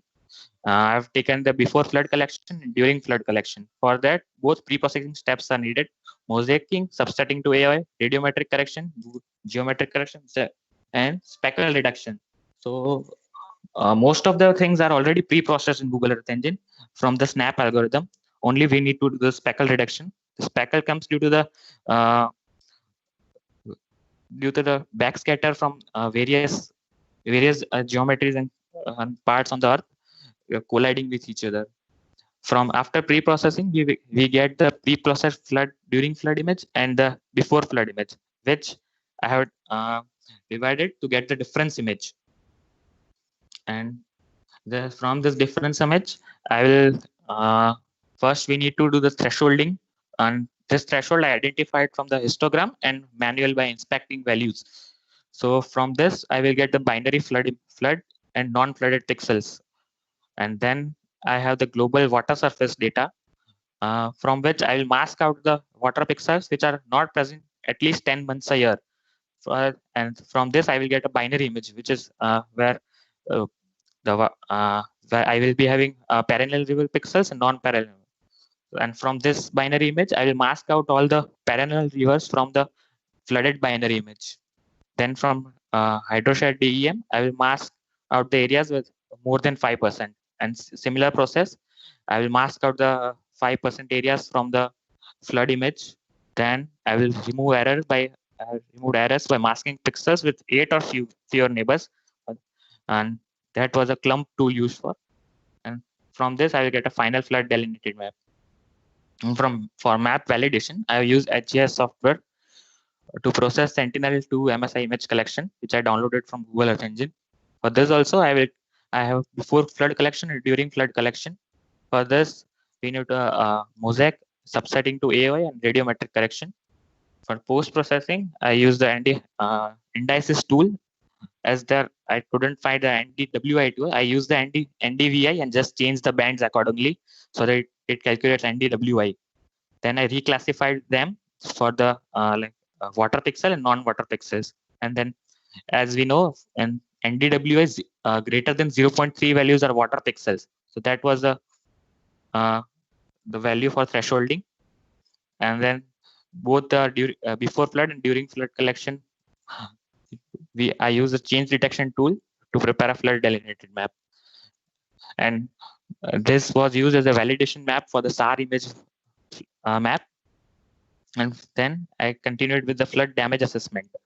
For the final flood, from the final flood delineated map, I calculate the image statistics as it was a thresholded binary image. So all the pixels with value 1, they are water pixel. So I multiplied it with the area of the pixels in Sentinel-2, that was 26.9 to 26.9. So I will get the total flooded area. Then I use that and with the population data by reprojecting it to the GHSL projection. And then I overlaid the GHSL layer on the flood delineated map and masked all the areas except the population where the population is there exposed, and from that I will get the total population exposed. Then same final flood generated map is used with the Moody's land cover product to get the total urban area exposed and total cropland affected on the same way as I mentioned before, by overlaying the urban areas over the flood areas and masking all the other things. And for the results and conclusion, for flood maps and damage extent maps of Kamrup district and Assam were generated till 27 July 2020 and was found that approximately 70,862 hectares area is affected by flood as of 27 July, and affected area is 21,043 hectare, and affected urban is 16,220 hectares based on the Moody's land cover product 2019. The approximate total number of population exposed were 5,34,952 people based on the GHSL gridded data. The maps generated with Sentinel server data were validated with Sentinel-2 generated NDVI products and ancillary data such as news and news articles, and were found pretty accurate. And from this, we can derive the conclusion that swift and accurate estimation of water in utilities area can provide valuable and timely information during flood events, which can help carry out mitigative measures by determining damage extent, blocked roads, and statistics for future use for the concerned authorities. These are the flood damage assessment maps values, as I also mentioned before. This is my during flood NDFWI map. This is before flood NDWI image, and this is with the masked water bodies. And this is the land cover product of Moody's. And this is the final flood layout. Okay, thank you. Thank you for giving me this opportunity to present. Thank you. Happy GIS Day to everyone. Happy GIS Day, Karthika. That was a very informative map and a very good presentation. All the best for the result. Thank you, ma'am. Going forward, the time we'll all be waiting for.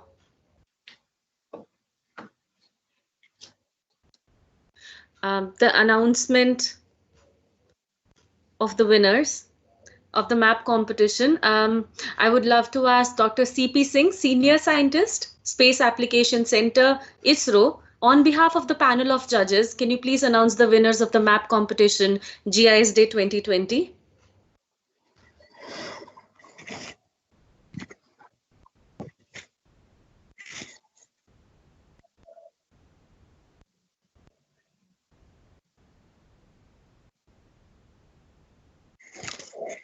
Yeah, sure. Thank you, Shri. First of all, respected Shri Nilesh Desai sir, Dr. Raj Kumar, Shri A.R. Das Gupta ji, Shri Shashikant Sharma ji, Ramesh Sojitra ji, Devan Lahru, R.P. Dubey ji, all ISG, ISRS and INCA GB members, entire SGL fraternity and dear students. It's my privilege to announce the results of map competition today, which I'm going to do on behalf of a top-notch panel of judges, which has evaluated the entries from the beginning. The 8-member panel of judges had a mix of scientists and technocrats, and various well-thought criterions were designed for evaluation. For example, we looked at the aesthetics part of the maps, correctness and positioning of elements of the maps, objectives and clarity of the themes, knowledge of IGIS, etc., to mention just a few criterions. And you'll be happy to note that we received around 520 registrations, and students were sent link for downloading IGIS thereafter. And that shows that how much interest was generated among students. But installation issues and other technical issues probably hampered them, and then we received ultimately only 18 entries. That also shows that the technology needs to be learned first, and then only you will be able to use it properly. And total 18 entries were there, and I'm sure that next time more students will be attracted to this, and this competition will become an annual affair for SGL as well as for the ISG and ISRS. finally, these 18 entries were evaluated by all the 8 judges panel. I'm thankful to all the judges, especially Shri R.P. Dubeji, Shrimati Pushpalata Shah, Shri Krishnakant ji, Shri R.J. Banderi, Shri G.G. Patel, Shri Manish Parmar, Shri Gaurav Jain for their valuable time and contributions. And now it's time to declare the winners. As you have seen the presentation by three students, all these 3 students have bagged various awards. So I'll just go from the first one, that the second runner-up. Second runner-up goes to Akhil Sudhakaran Nair from Gujarat University. He got marks of 39.86. He's MSc Physics and Electronics and a research fellow from Gujarat University. He will be given prize money of rupees 10,000 and with a certificate of merit and 1-year license of IGIS software. Please give him 3 cheers through your comments and emojis. And now coming to the second, the first runner-up is Mr. Aditya N. Dharaya, who scored around 40.75 marks. He's a BSc Geology first-year student from MG Science Institute, Ahmedabad. Such a young and talented student. His neat and clean map, you can see, won the hearts of all the judges. He has secured cash prize of rupees 15,000 with certificate of merit and 1-year license of IGIS software. Please give him a round of applause through your comments and emojis again. Now it's time for the winner. First prize goes to Kartikeya Hadia from Symbiosis Institute of Geomatics. He scored 40.86. Very narrow margin and very tough competition between first and second position. He's pursuing MTech Geoinformatics and Surveying Technology for Symbiosis Institute. With his excellent map and correct explanations, he has won this first place with cash prize of 20,000 rupees, a certificate of merit and 1-year license of IGIS software. Please give him a big round of applause through your comments. I congratulate all the winners and request all those who missed this year to come forward next year and enjoy the process of learning GIS through this beautiful competition called Map Competition, which is going to be an annual event now onward. I'm sure you all must be excited and have a happy GIS Day today. Over to you, Shri. Thank you, sir. And I would like to congratulate all the winners. Congratulations, Akhil, Aditya, and Kartikeya. Moving forward, with this, we come to an end of a memorable GIS Day. I would like to ask Shri Rajendra P. Dubey, retired Group Director, Space Application Center, ISRO, visiting Professor SEPT, and a distinguished part of Scanpoint Geomatics Limited to come forward and give the vote of thanks. Yeah, thank you, CV. Am I audible? Yes, sir, you're audible. Yeah, so we had an excellent GIS Day celebration, and also it was unique. It's a historical day for us because this is the first time when traditionally what was being done by Indian Society of Geomatics has been done collectively by 2 more premier societies along with SGL, which is a pioneering geospatial company of India. So I think it's a very unique thing, and I hope that this continues in future also. So let me propose a vote of thanks. It's my privilege to do that. First of all, you know, the very event requires the approval of the key persons, the presidents of the societies, Mr. Nilesh Desai, Dr. Raj Kumar, and Mr. Shashikant Sharma. The ball was started rolling with the initiative taken by Mr. Ramesh Sujitra, who is the chairman and managing director of SGL, and his team of Manish Dangi, Chirag Soni, and Devan Lehru. They were all on board, and then we requested all the societies. So they very kindly, it was approved and agreed upon by everybody. So that was the first part of it. But we needed the excellent speakers for the webinar, and I think both Mr. Shashikant Sharma and Sri Dasgupta Sahab have done a wonderful job. While Shashikant Sharma has, I think, is going to increase our tribe of geospatial community through his excellent exposition on the education and career opportunities. Raj Gupta Sahab has instilled a sense of pride amongst all Indians by giving a very wide sweep of the last 50 years of how these geospatial technologies have developed and what is going to be the future of it. So I must thank both the speakers on behalf of the organizers. Apart from that, what Dr. C.P. Singh has presented, he has very nicely coordinated, and his team of judges, a judges panel from societies, that is from SAC, is comprising R.J. Bhanderi, J.G. Patel, Manish Parmar, Gaurav Jain, and Dr. C.P. Singh himself, and Krishnakant and Pushpalata from SGL. They have all contributed to the very speedy and very good decision on this. Apart from that, I would like to inform you what Dr. C.P. Singh has told you. There are 520 participants, people who registered for map competition. But there is one more thing. There are more than 400 registered for the webinar. This is something very, very fantastic, very welcome thing. And this means that there is a certain background made for the better future of this. And we might roll in India, we might roll elsewhere also, and we are going to get very good response. And with proper management of timings, etc., the actual response also is going to improve. So I must congratulate all the participants of map competition, those who registered, those who participated, and those who won the prizes also. They need to be congratulated. But also those who came on board through registration for webinar and also need to be thanked for their cooperation. And I'm sure that our tribe is going to grow. And at the last, let me tell you that there is a lot of work being done by behind the scene. A young set of people who did at SGL had put a good team of people who designed the brochure, those who looked at the network, those who look at the virtual holding of the events, the anchor Shri herself, and the communication manager Viswas Sujitra, and the people who supported the installation of all the software like Jay and these people. So a lot of young people at SGL have worked in the background, and also they need to be thanked by one and all.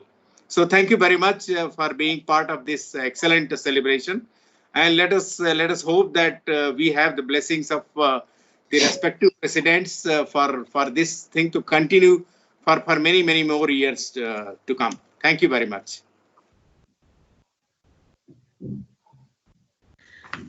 Thank you so much, sir, for your kind words. And last but not the least, I would like to tell everyone that please, all the attendees, please submit your feedback form so that we can get you your certificates. Other than that, happy GIS Day to everyone. Have a good day. Thank you. Thank you. Bye-bye. Bye.